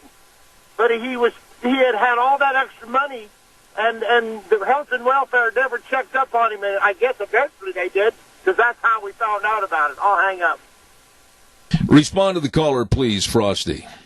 Yeah, and that's just, again, the tip of the iceberg. Everything underwater we don't get to see because the federal government and all of our senators and House members are hiding it from us. CDC's hiding it from us, but also the welfare systems that are going on. Again, we're putting out somewhere over $113 billion across 15 federal agencies to take care of the welfare of all these illegal aliens in our country and their children. But, boy, the other scams are, and I think I've mentioned this before, this year alone, the Somalian refugees now enclaved at 125,000 of them in Minneapolis, Minnesota, scammed the American taxpayer for in excess of $100 million in scamming the EBT cards and the cash welfare payments that they're getting. And they were literally leaving back home for Africa and Somalia with $1 million worth of money, cash, in their suitcases and distributing it throughout all of Somalia and their homeland. That's the kind of fraud that's going on, and that's what the U.S. government is allowing to happen because they know this is happening, and we are the ones, the fools, that are paying our taxes every year to pay for it. Again, this is the very reason I'd like to see all immigration into America shut down for the next 20 years so we can get a handle on our country and allow our citizens to take care of our country and our citizens and our children. Absolutely. We have another caller with a question. Quickly, caller, please. You're on the air. My comment is we could handle that border a lot cheaper than the troops. Why don't we mine that border with checkpoints like Korea?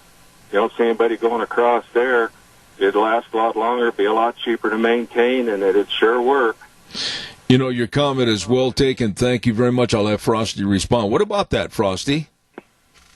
Well, as a matter of fact, I would not be against such landmines that are laid across the border there.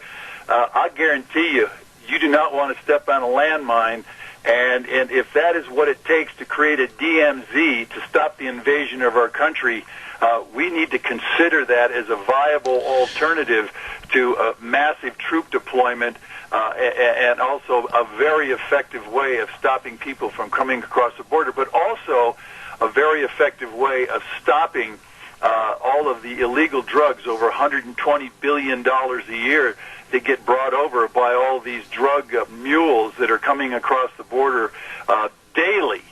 Ladies and gentlemen, daily. I've been down on the border this summer for the 5th time in the last 15 years, and I'm telling you, you cannot believe what you see once you get down there. The layup areas, the clockwork of all these mule smugglers and the drugs, and all of that being distributed by MS-13 gangs all across this country. Yeah, we're sitting here and we think we ought to let all these DACA students get to be American citizens. I'm sorry.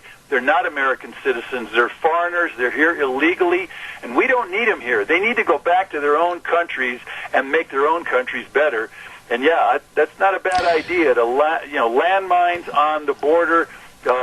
Just put a few of them here, there, and everywhere. I guarantee you, everybody that's coming across those borders would think twice before they get themselves. Well, and the severity of what we're talking about, and I want to really reiterate this point. It sounds very severe. It sounds very harsh. But who are they protecting?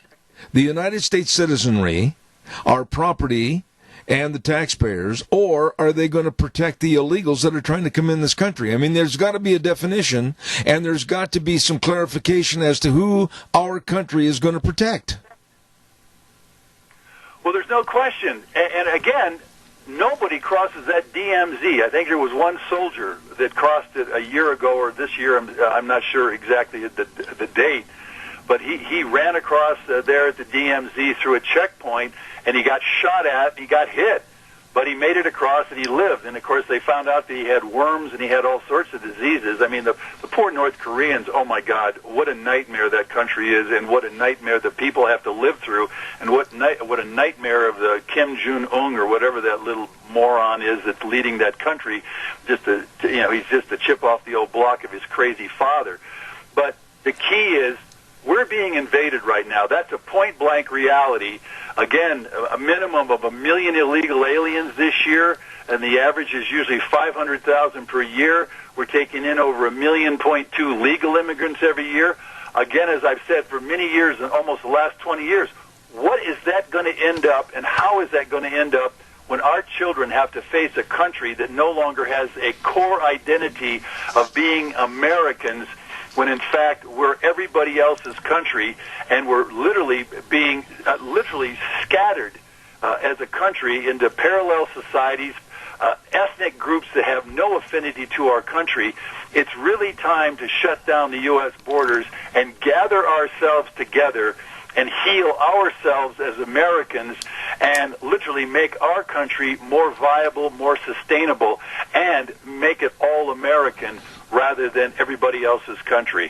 Frosty, I've only got 3 minutes left, so really help me on the clock here with the answer to this question. But you have been there, done that, and seen that, if you will, across our nation with the homeless problem, and I call it a problem. I say that I'm not going to give percentages because I don't know as well as you, but many, many large numbers of these people, it's not mental conditions, it's not physical conditions, it's a lack of wanting to work and be productive members of our society. That's why we have a large extent of the millions of homeless people in this country. How do we correct it, or is it correctable? You know, at this point, you can all go to any of the websites. The homeless in America, somewhere between 1.1 and 1.5 million people are homeless in this country today. 10,000 here in Denver, 11,000 in Seattle. 6,000 in Seattle. 11,000 right there in San Francisco, and of course I just witnessed that these last 2 summers I was in all those cities, and LA's got 59,000 of them. I'd say easily 5,000 in Chicago alone, same thing in New York. You can go right on down the line. What is the solution? At this point, I'm not sure that even free housing and free food and all that goes with it would solve the problem, because we have extraordinary rates of divorces. We have children growing up in single-family homes. We have 7 out of 10 black children are born out of wedlock, living on welfare with a single mother. So what we've got right now in this country is a mess as far as children that are fatherless, lack of discipline, lack of role models. And so I'm not really sure there are any solutions other than we should get some of the greatest psychologists and certainly sociologists and minds together in this country for some kind of a conference to come up with some ideas and some answers to the homeless situation in our country. I would actually have to do more research, and I probably could write some pieces on it nationally, and maybe you're actually spurring me to do that, so that's something we could talk about in the future. But right now, it's such a mess in this country. I've seen it firsthand. The drug addiction rates are horrific. The homeless rates are horrific. The illiteracy rates that are creating all this are horrific. And so how do you solve 1 million of those?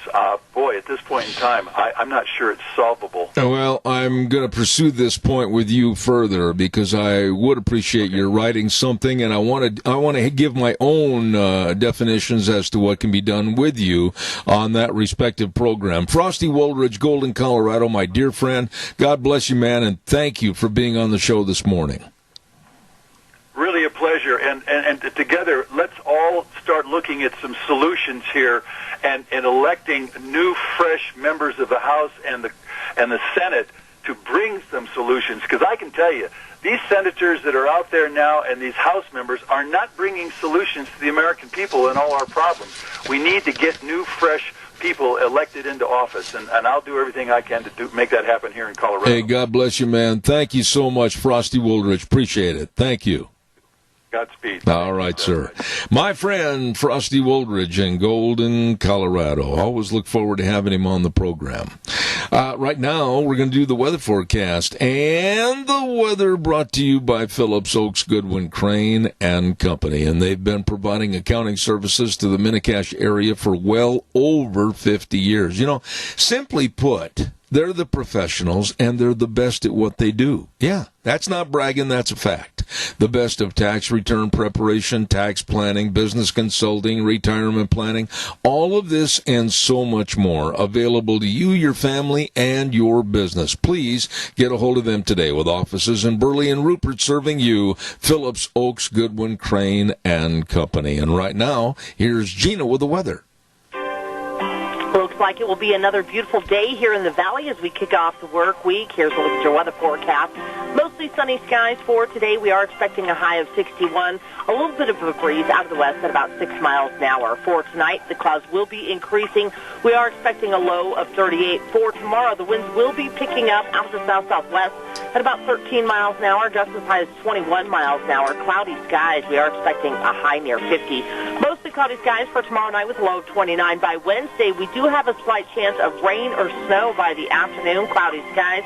Chance precipitation about 20%, expecting a high of 44. That's going to continue for Wednesday night with a low of about 22. Then for Thursday, back to sunny skies and cooling off to 42. So that's a look at your weather forecast for Zeb at the Range. Oh, well, it's that time of the year as we draw closer to Thanksgiving. My goodness, Thanksgiving, what, 10 days away or so? Whoo, my goodness.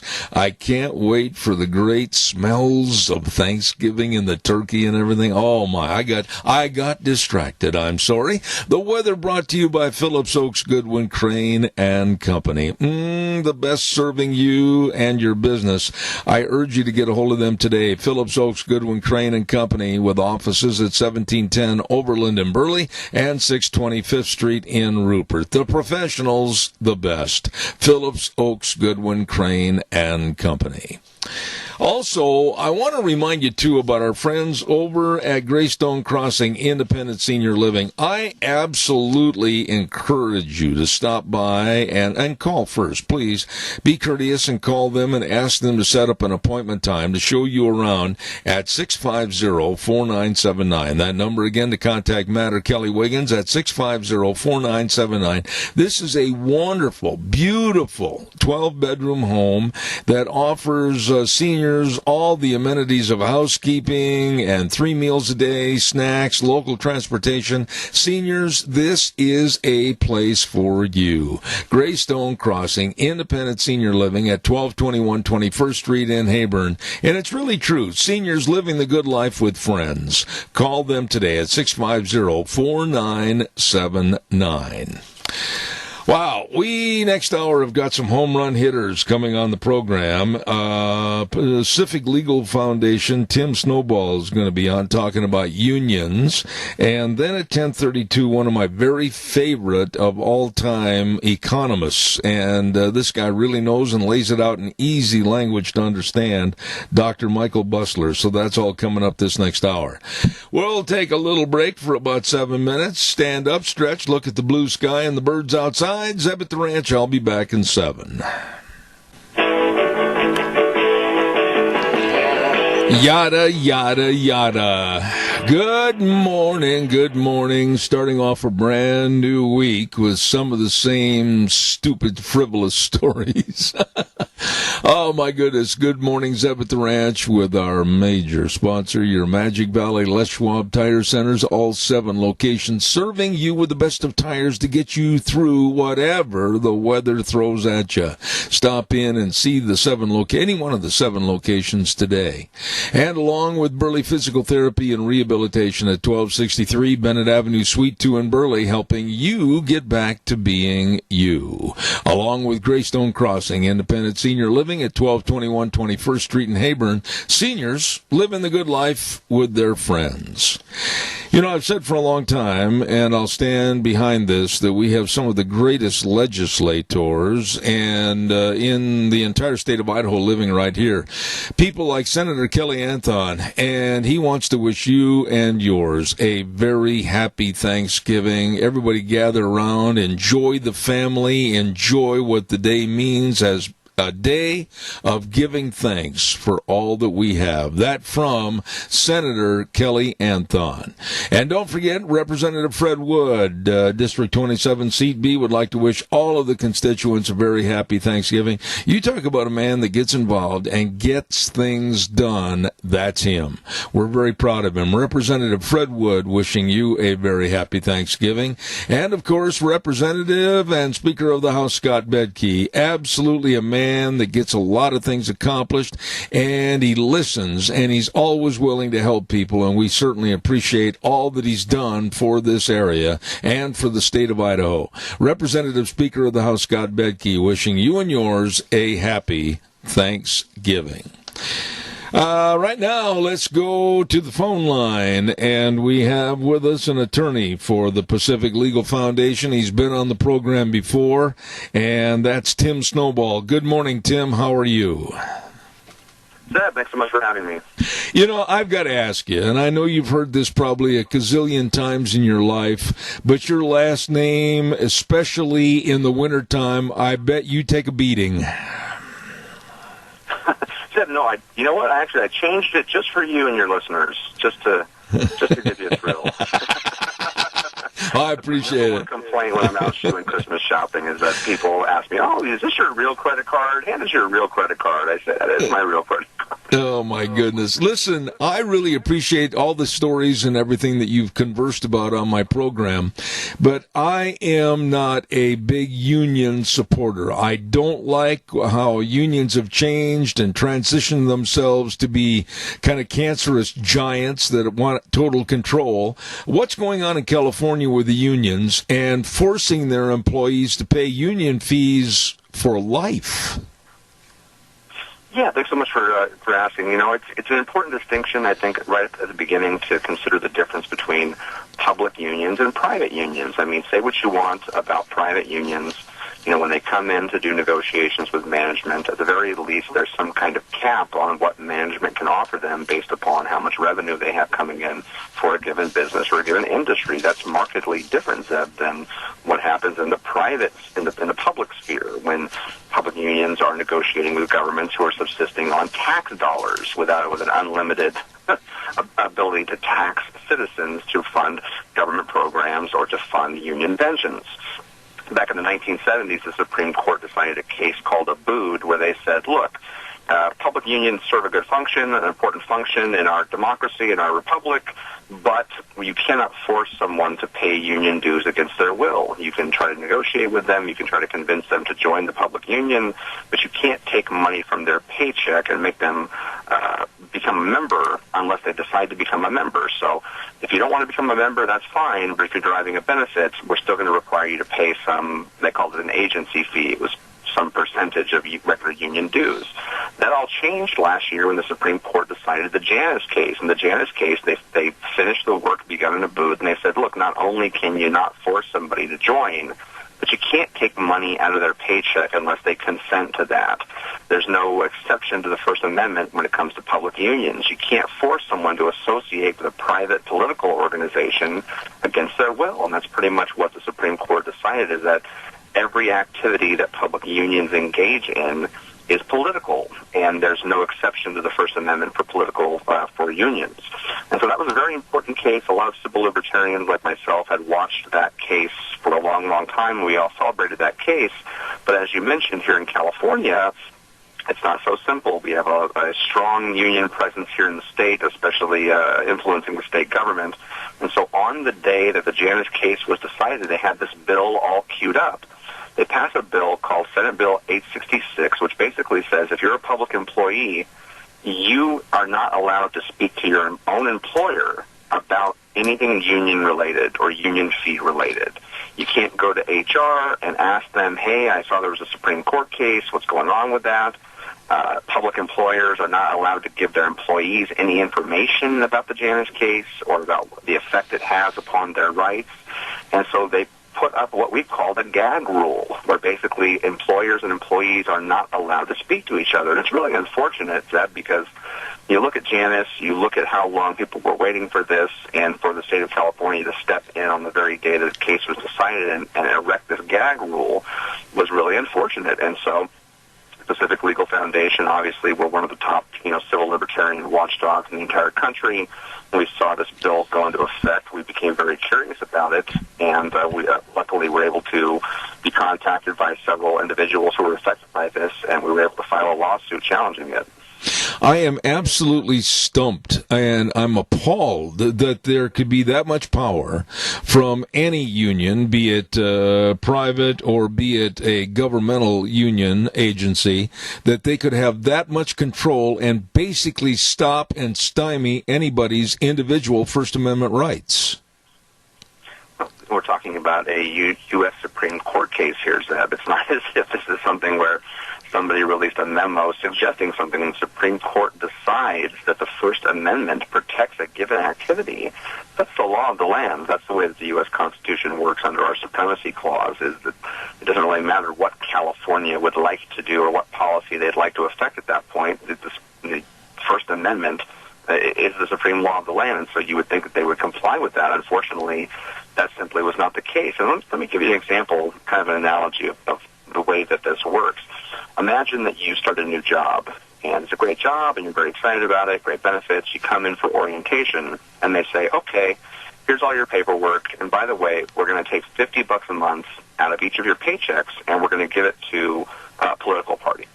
And you go, well, I don't, whatever particular political party it is, I don't agree with them. I don't want to give them money to help support their platform. And they say, unfortunately, it doesn't matter. This is a condition of your employment. We're going to take this money from you.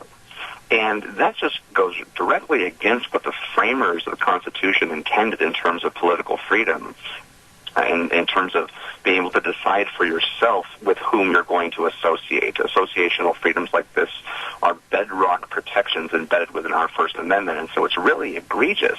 Not only that, to continue taking money from someone's check against their will, or to prevent them or their employer from even giving them any information about it, or from you being able to seek information. I mean, if you're a public employee, you can walk down to your HR, your payroll office, and ask them about any other deduction that's being removed from your paycheck, any other payroll deduction. But the law prevents you from getting information or from asking for information specifically in regards to these continued union deductions. So it's really insidious.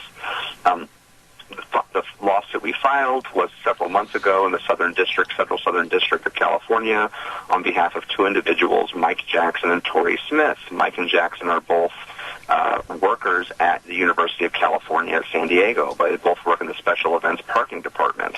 No one at UCSD, after the Janus case was decided, told them anything about it. No one told them that there had been a court decision.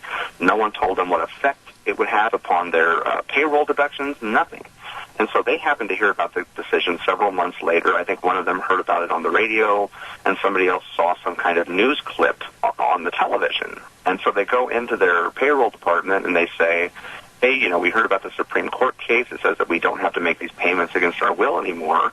$50 of paycheck's a lot of money to someone like me. I would like to keep my money, decide where my own money is going to be spent. And the school says, sorry, we literally cannot answer any questions about this. The only person you can go talk to, the only entity, is you have to go ask the union about it. And they say, well, we don't want to ask the union about it, know. And they say, sorry, you have no choice. So, of course, they go to the union, and the union says, oops, sorry, they shrug. You signed an agreement 2 years before the Janus case was even decided, saying that you're willing to make these payments, and so we're going to read that as you having waived your First Amendment rights. Tim, and when I was reading this, elaborate a little bit if you would. Maybe this is a minimal, small point, but to me it was a huge word. Lifelong union memberships. You got to pay all your life? Yeah, so it's a strange thing. One of the strategies they've used after the Janus case in several states, including California, is to say, okay, well, Janice says that you can opt out and you can, stop making these payments. But what they're doing is they're saying you can only opt out in like a 30-day or 2-week period once a year. And if you don't file this specific paperwork within this 30-day or 14-day window, sorry, you're locked in for the duration of the next collective bargaining agreement. And collective bargaining agreements, generally have been like 1 to 2 years until they have to renegotiate a new collective bargaining agreement. After the Janice case, many unions now are entering into 5-year or longer collective bargaining agreements. Wow. And so, Zeb, God forbid you miss that window for you to opt out and end these payments, because you could be on the hook for another 5 years giving money out of your check against your will every month to a political organization with which you do not agree. Let me ask. It's constitutional violations on many different levels. Not only does having money taken out of your paycheck against your will violate the First Amendment as recognized under the Janice case, but the First Amendment also recognizes an independent right to receive truthful information, Zeb. The idea being that the government cannot specifically go out of its way to prevent citizens from having access to truthful information, especially about their constitutional rights. And so, Mike and Tori, all they want is to have, information supplied to them by their employer about what their First Amendment rights are and be given an opportunity to exercise those rights, and that's being denied to them under this California legislation. And so we filed the lawsuit several months ago. We've received motions to dismiss from the defense in the case. We wound up filing the lawsuit against Janet Napolitano, the president of the UC system, the attorney general out here in California, as well as the California controller, and then also as a necessary defendant, the local union involved, local Teamsters Local 210. They all filed motions to dismiss, as they're allowed to do under the federal rules of civil procedure. And we've returned an opposition brief. We'll be arguing the case in San Diego on December 1st. Tim, I'm sitting here, and this is way above my pay grade as to understanding all the legalities that you're discussing in regards to this union problem and memberships. But it sounds to me like when these people are applying for a job that they need to basically almost have an attorney with them, like you, to read the small print to find out what that job is going to entail as far as union membership and how much it's going to cost them. I mean, that at the very least, if they were given sufficient information in order to be able to make this decision for themselves, that would be one thing. And I'll tell you, Zeb, I don't know how it is, out where you are, but here in California, when you go into any break room or kitchen area here in California, you walk in, and right there up on the wall, they've got the primary workers' rights statutes applicable to employees in California. And, of course, I don't think anybody ever reads it, but it's right there on the wall in case you ever are wondering about anything statutorily speaking for your employer rights. If they even put something about the Janice case or workers' rights on that paper, or they sent an email out, the law in question here also prohibits any mass communications that can be seen as discouraging or deterring union membership or continued fees. That means that even if UCSD or other public workers, employers, wanted to send out some kind of communication to their staff saying, hey, we're not telling you, you should or should not continue these payments. That's between you and the union, but we do want to put you on notice that there was this case, and the effect of the case is that you cannot be forced to make these payments any longer against your will. You have to give clear affirmative consent for these payments to continue. Even that, Zeb, would be something. Yeah. But the fact that the law now prohibits them from making any communication whatsoever is really, it's a tricky thing. Well, it's so clandestine and so absurd to think in a free society it has to be handled in kind of an under-the-table mobster-type atmosphere. I'm just absolutely appalled. And I guess my question after making that statement is California the only problem child, or are we seeing other examples of this across the United States? Yeah, this has been the main communicative prohibition that I've come across in my research, but there have been other states, predictably pro-union, democratically controlled states, that have, in the wake of the Janice case, made, moves in their legislation and regulations in order to really blunt the effect of that case. I mentioned the issue where they're allowing you to opt out, but they're only allowing you to do it in the specific time of year, once a year, while they're doing the contract negotiations. There's the paperwork issue. And I'll tell you, Zeb, I'm not anti-union. You know, I understand the history of the labor movement. I understand the fact that unions serve some purpose in our democracy, in our republic, and that they can be helpful for securing workers' benefits and workers' rights. I understand all of that. But as you mentioned, we live in a free society, and in a free society, individuals are supposed to be able to make these kinds of decisions for themselves. So Absolutely. The unions have gone out for decades and argued about the benefits they give to society, the benefits they give to workers. If they want to make that argument to workers and they want to persuade people to freely join or to freely give money, I have absolutely no problem with that. You know, we live in a marketplace of ideas. Let them go out and make this pitch to people in the free market of ideas. But the fact that they are using the coercive power of the state to statutorily try to lock people into these agreements they were entered into before the Janus case was even decided is really unfortunate. It's unconstitutional. And that's one of the main arguments the unions make in this case is, well, you know, you guys signed this agreement, you know, and said that you'd make these payments. And unfortunately, like I mentioned, you know, most often these agreements were entered into before the Janus case was even decided. And so the very argument that you can waive a constitutional right via a contract before that right is even judicially recognized, I think that's incorrect, and I think the continued payments are unconstitutional. Absolutely. We have a caller with a quick question. Caller, good morning. You're on the air. Go ahead, please. Yeah, I was wondering if his law firm has ever done any lawsuits against the unions as far as pensions go and benefits being ripped off from you. We'll respond on the air. Tim, answer the caller, please. Sure. To my knowledge, I don't believe that we have been involved directly with pension issues. We did have a U.S. Supreme Court case early on in our history from the early 90s where we had litigated specific issue I'm talking about at the U.S. Supreme Court in regards to mandatory dues or mandatory membership for lawyers in bar associations. So I know we've touched upon these issues before. We've been heavily involved with Janus-style issues since that case, the Abood case back in the 1970s was decided for something like the better part of 40 years. But as far as specific benefits, I can't recall a case off the top of my head. You know, one final thought on this, Tim, is the thuggery and the arm twisting that it prevails in my mind's eye.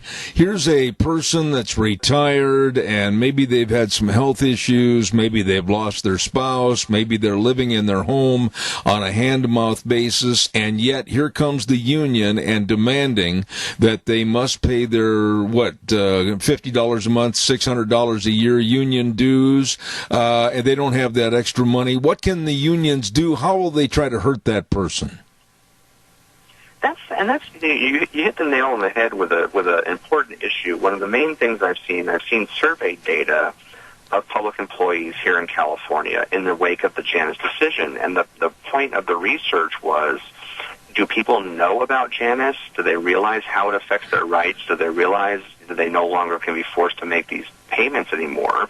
And what we've come to realize is, I think for people like you and me who follow politics, who follow the law, we assumed, man, this is, something like 90% at least are going to know about this and have given some consideration to it.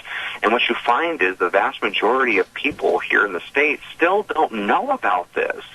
And so the lack of information, the lack of transparency on behalf of the state is really astounding, and it's a major problem. And so when you look at that problem, the fact that most people still don't know they have a First Amendment right to end these payments, combine that with the fact that the state has passed a statute specifically designed to deny them that information, and it really becomes problematic. And so we're very hopeful and optimistic that the court's going to do the right thing. The name of the case is Jackson versus Napolitano. If any of your listeners are interested in it, they can Google Jackson versus Napolitano to see more on the case, or they can visit our website. All I can say is people are really blessed to have great attorneys like the Pacific Legal Foundation working for them. Thank you so much, Tim Snowball. God bless you and have a happy Thanksgiving, and I'll look forward to having you back on the program. Happy holidays, Deb. Thanks. Thank you very much. Wow. Can you imagine that, being forced and coerced? Even you didn't want to be a part of it, and then you're retired and living at home on a very fixed income, and they're still going to come after you for lifelong union memberships? Whoa. People need to be informed. They need to understand what's going on and how to combat it. And thank you for the Pacific Legal Foundation, and especially Tim for coming on the program and discussing that this morning.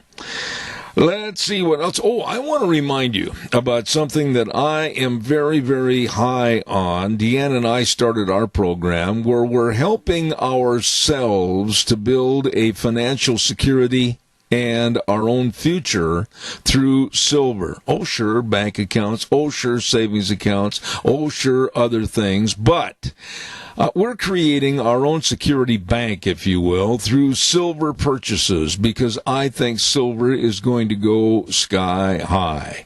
And it creates a saving opportunity for you and also creates a valued treasure for your loved ones in the future. I'm talking about 7K metals, and I urge you to contact a couple of my friends and find out more about these investments in financial security through silver. And that's, of course, Lon Hardy at 312-8699 or Sharon Wilmot at 430-3259. Just mention that I told you, I mentioned that you should call. You should give them a jingle. They'll take the time and give you the information necessary on 7K metals, where you can help build your own financial security.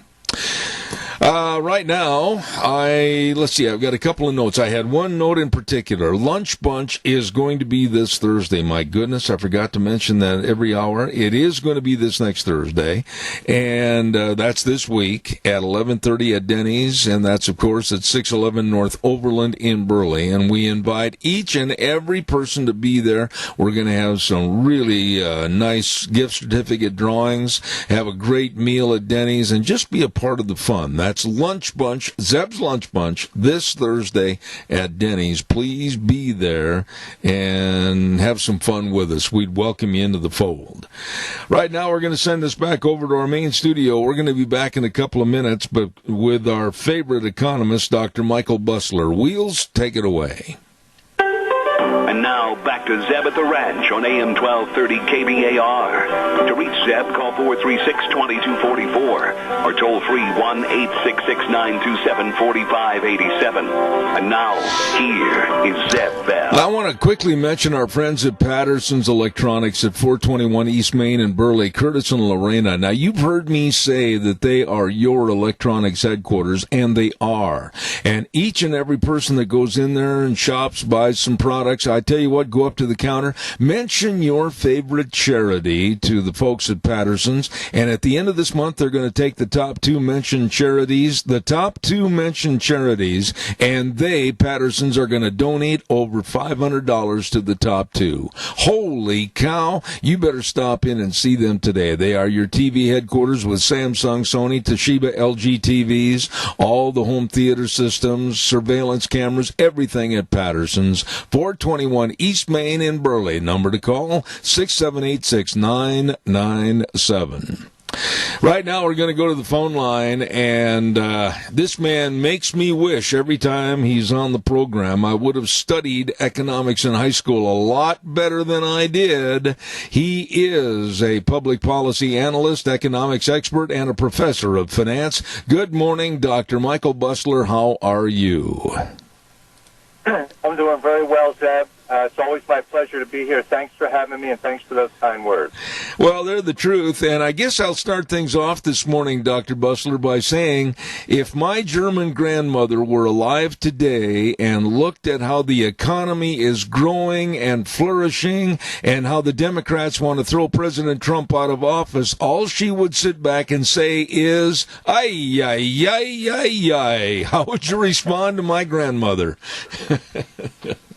Yeah, Yeah, and you can certainly understand that because if you recall, before President Trump got into office, the economy was stuck in a 10-year no-growth cycle. From 2006 to 2016, the economy averaged only about 2% annual economic growth. That's far below what we need and what the average has been historically. And mostly that was because the prior administration, as we were coming out of a recession, they should have been concentrating on growing the economy, but instead they concentrated on curing perceived social injustices.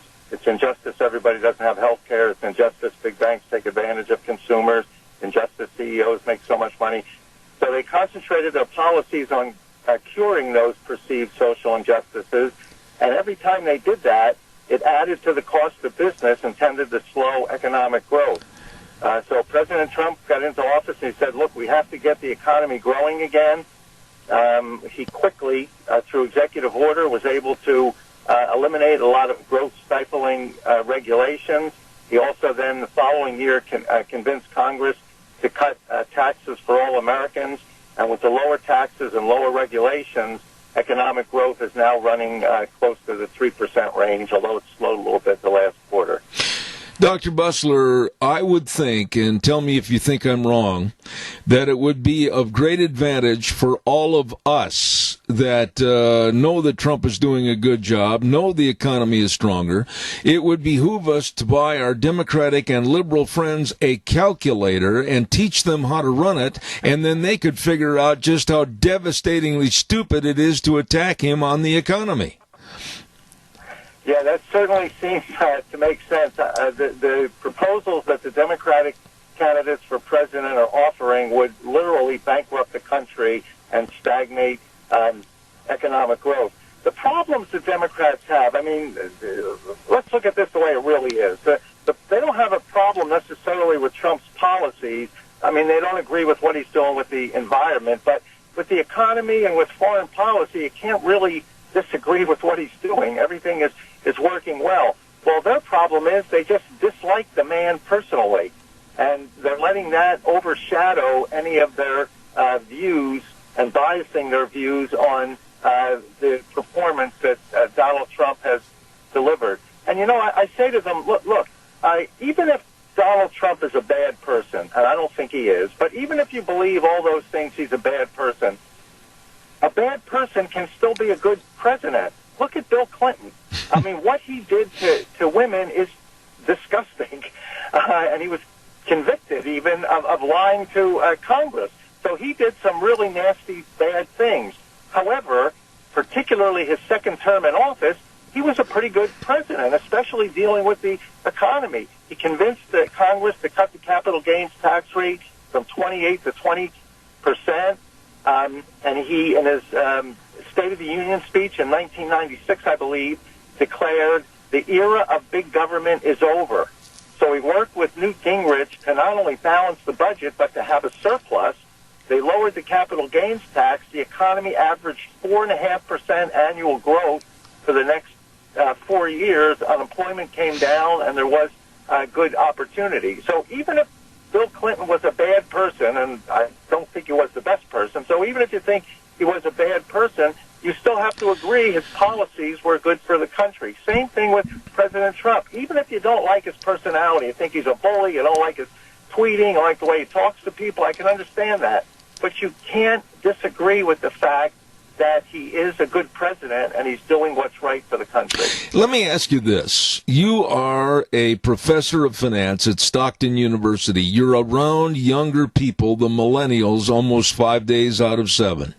How in the world can this grouping of people be so absolutely mindless they can't think for themselves or search out answers for themselves that now I read that, according to the information sheet, many are suffering from chronic health problems and like depression, hypertension, etc., and they're blaming the economy and President Trump. Yeah, that's true. That study came out that said that the millennials who are in their 20s and 30s, and generally that's the healthiest segment of the population, they do suffer from abnormally high rates particularly for their age group, of anxiety, high blood pressure, high cholesterol, depression. And I think the reason that's true, the reason that's happening is, I'm an economist, so I go back to the economy. When they entered the workforce, the economy was never good. Because we had that slow growth economy for a decade, what happens in a slow growth economy, the people at the top find opportunity. But because the economy is not growing and not providing a lot of opportunity, people in the middle and at the lower rungs don't find opportunity. So they become frustrated. So here's a lot of millennials. Some graduated from college. Some have $30,000 worth of debt. They can't find a job. They're stuck living in their parents' house. It becomes very frustrating, and I can understand anxiety and depression. The way to fix all that is just exactly what President Trump is doing. Get the economy growing again so everybody has opportunity. And once you get opportunity and you take advantage of it, all of this depression and anxiety will tend to be minimized. So that's what President Trump is doing. Look, for the last year and a half, there have been more job openings than we have unemployed people. Today, there are 7 million job openings and only 6 million unemployed people. So if a person has any kind of a skill at all and can contribute to the economy, they can find a job today. And many of the millennials that are underemployed, that is, took jobs for which they were overqualified because of the slow growth economy, even those underemployed people can now find better opportunities and earn better income and look forward to a more prosperous life. So all of that's true. How are the millennials and why do they think like this? It's because they had no opportunities for a decade. The way to fix that, just what President Trump is doing, grow the economy, provide opportunity for everyone. Yeah, but Dr. Bussler, I think you and I have talked about this in the past, and I want to reiterate some of your points again.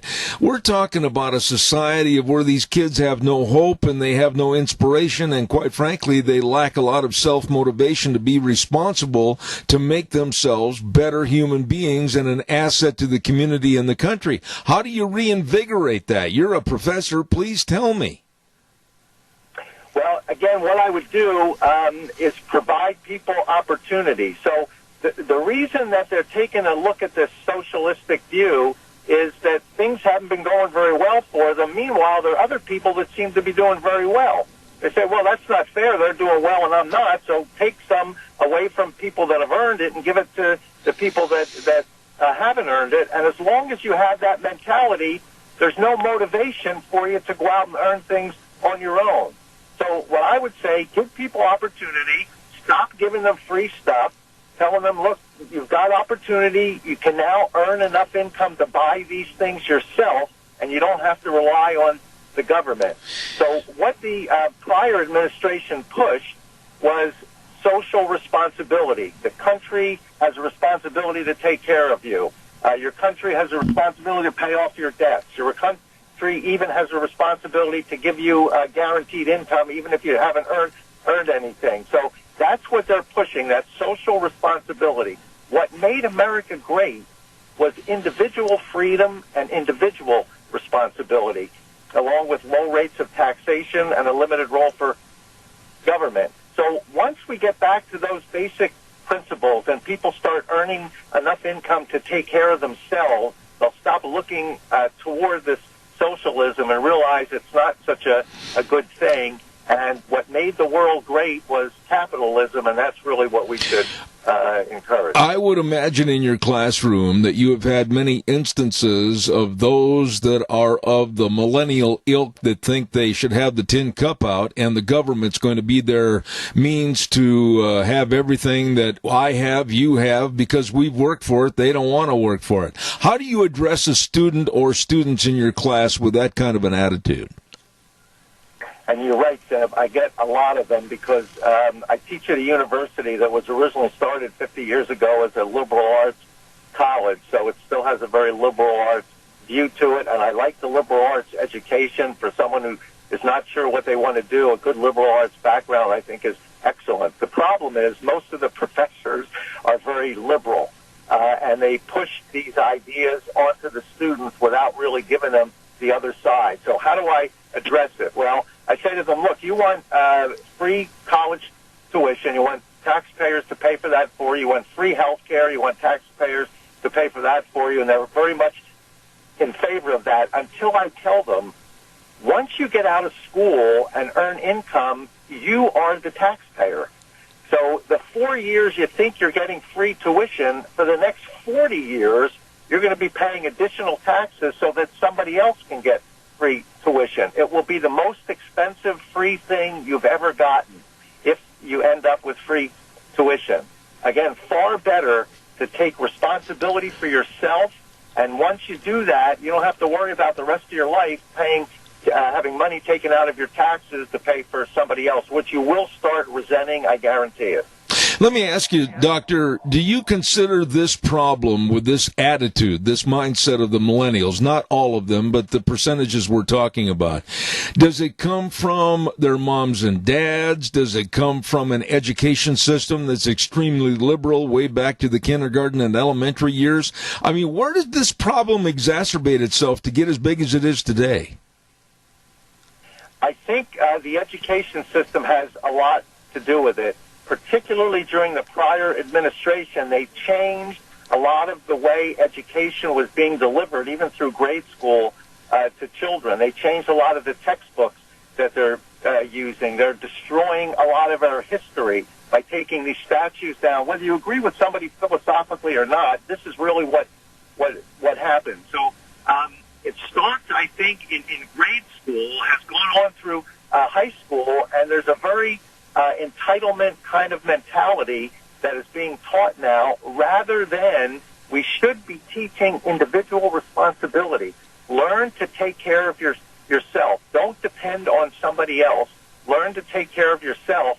It'll make things easier for you, and if everybody ends up doing that, it'll be easier for you going into the future, so you don't have to pay taxes to take care of people. Look, Americans are very compassionate. If somebody needs help, we are willing to help. The elderly, we like to make sure they're taken care of, so we generally favor Social Security. We like to make sure the elderly have health care, so we generally favor Medicare. But for people between the age of 18 and 65, you're able to take care of yourself. And you shouldn't expect, nor should we offer free stuff to people, because it ends up stagnating the economy. It'll end up causing more depression and anxiety in people that are receiving, because, again, you become dependent on somebody, and if they're not there for you, you wonder, how am I going to get this? Well, that's a lot of anxiety. We have to go back to the principles that truly made America great, and that'll solve a lot of these problems. One final thought. If the discussion comes up in your classroom about Medicare for all, and everybody thinks, oh, gee, that's great, everybody's going to have the same, well, not everybody is going to get the same. There's going to be an elimination of quality health care in this country, and the costs and the taxation are going to skyrocket, and we're going to see a depletion of doctors, nurses, etc.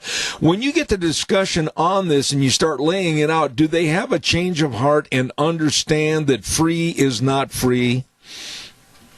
You know, when I see them in the back of the room and they listen to both sides, and I see them scratching their head a little bit, I can see that they're saying, and oftentimes they come out and say this, you know, we never had it presented like that before. The view we were always presented was very favorable about things like Medicare for all. Well, once you explain it so we see the other side, you know, maybe that wasn't such a good idea. You know, one point on this, I get extremely upset with my colleagues because I understand they have a view and everybody is entitled to their view, and I encourage them to express their view. But when you're teaching students, when people are in college, you're learning specific things, but you're primarily there to learn critical thinking skills, to learn how to figure things out and how to make good decisions. Well, somebody is not going to make a good decision or even learn good critical thinking skills unless you present both sides of an argument. So I try to keep my views out when I'm presenting both sides to the students. I say, look, those who favor Medicare for all, here's what they would say. Those who don't favor Medicare for all, here's what they would say. Now, you think about it, and you decide which one makes the most sense to you, And I encourage you to go out and vote for the candidate who's put forth the ideas that you think makes the most sense to you. But you have to look at both sides of an argument before you can come up with a good conclusion. Absolutely. You are the best, and I absolutely relish the times that you're on my program. Analyst, policy, economics expert, and professor of finance, Dr. Michael Bustler. God bless you, and happy Thanksgiving. Thank you for being on my show. Thank you, Zeb. It's always my pleasure to be here. I look forward to doing it again, and happy Thanksgiving to you. Thank you, sir. The best, as far as I'm concerned. He really lays it on the line, and an excellent man to explain economics, and hopefully he'll be one of the helpers to create education for our younger people to really understand self-responsibility and not tin cup it, and not look for everybody to be of assistance to you. Get up and do your own thing. Dr. Michael Bustler. Right now it's time for the weather, and the weather is brought to you this hour by Scarro's Meats. Hello, Don Scarrow and the rest of the crew over there at 331 North Road, Jerome. Go to their website, scarrowsmeats.com. Check out all the delicious meats. Oh, my. The list goes on. And or give them a call at 324-7657. I mean, they are good at what they do. And by the way, don't forget, Deanne, they've got turkeys and bone-in hams and everything over there for Thanksgiving, don't they, at Scarro's Meats. Make sure your holiday family gathering is a success with meats from Scarro's Meats in Jerome. And right now, here's Gina with the weather. Looks like it will be another beautiful day here in the valley as we kick off the work week. Here's a look at your weather forecast. Mostly sunny skies for today. We are expecting a high of 61. A little bit of a breeze out of the west at about 6 miles an hour. For tonight, the clouds will be increasing. We are expecting a low of 38. For tomorrow, the winds will be picking up out of the south-southwest at about 13 miles an hour, just as high as 21 miles an hour. Cloudy skies. We are expecting a high near 50. Mostly cloudy skies for tomorrow night with a low of 29. By Wednesday, we do have a slight chance of rain or snow by the afternoon. Cloudy skies.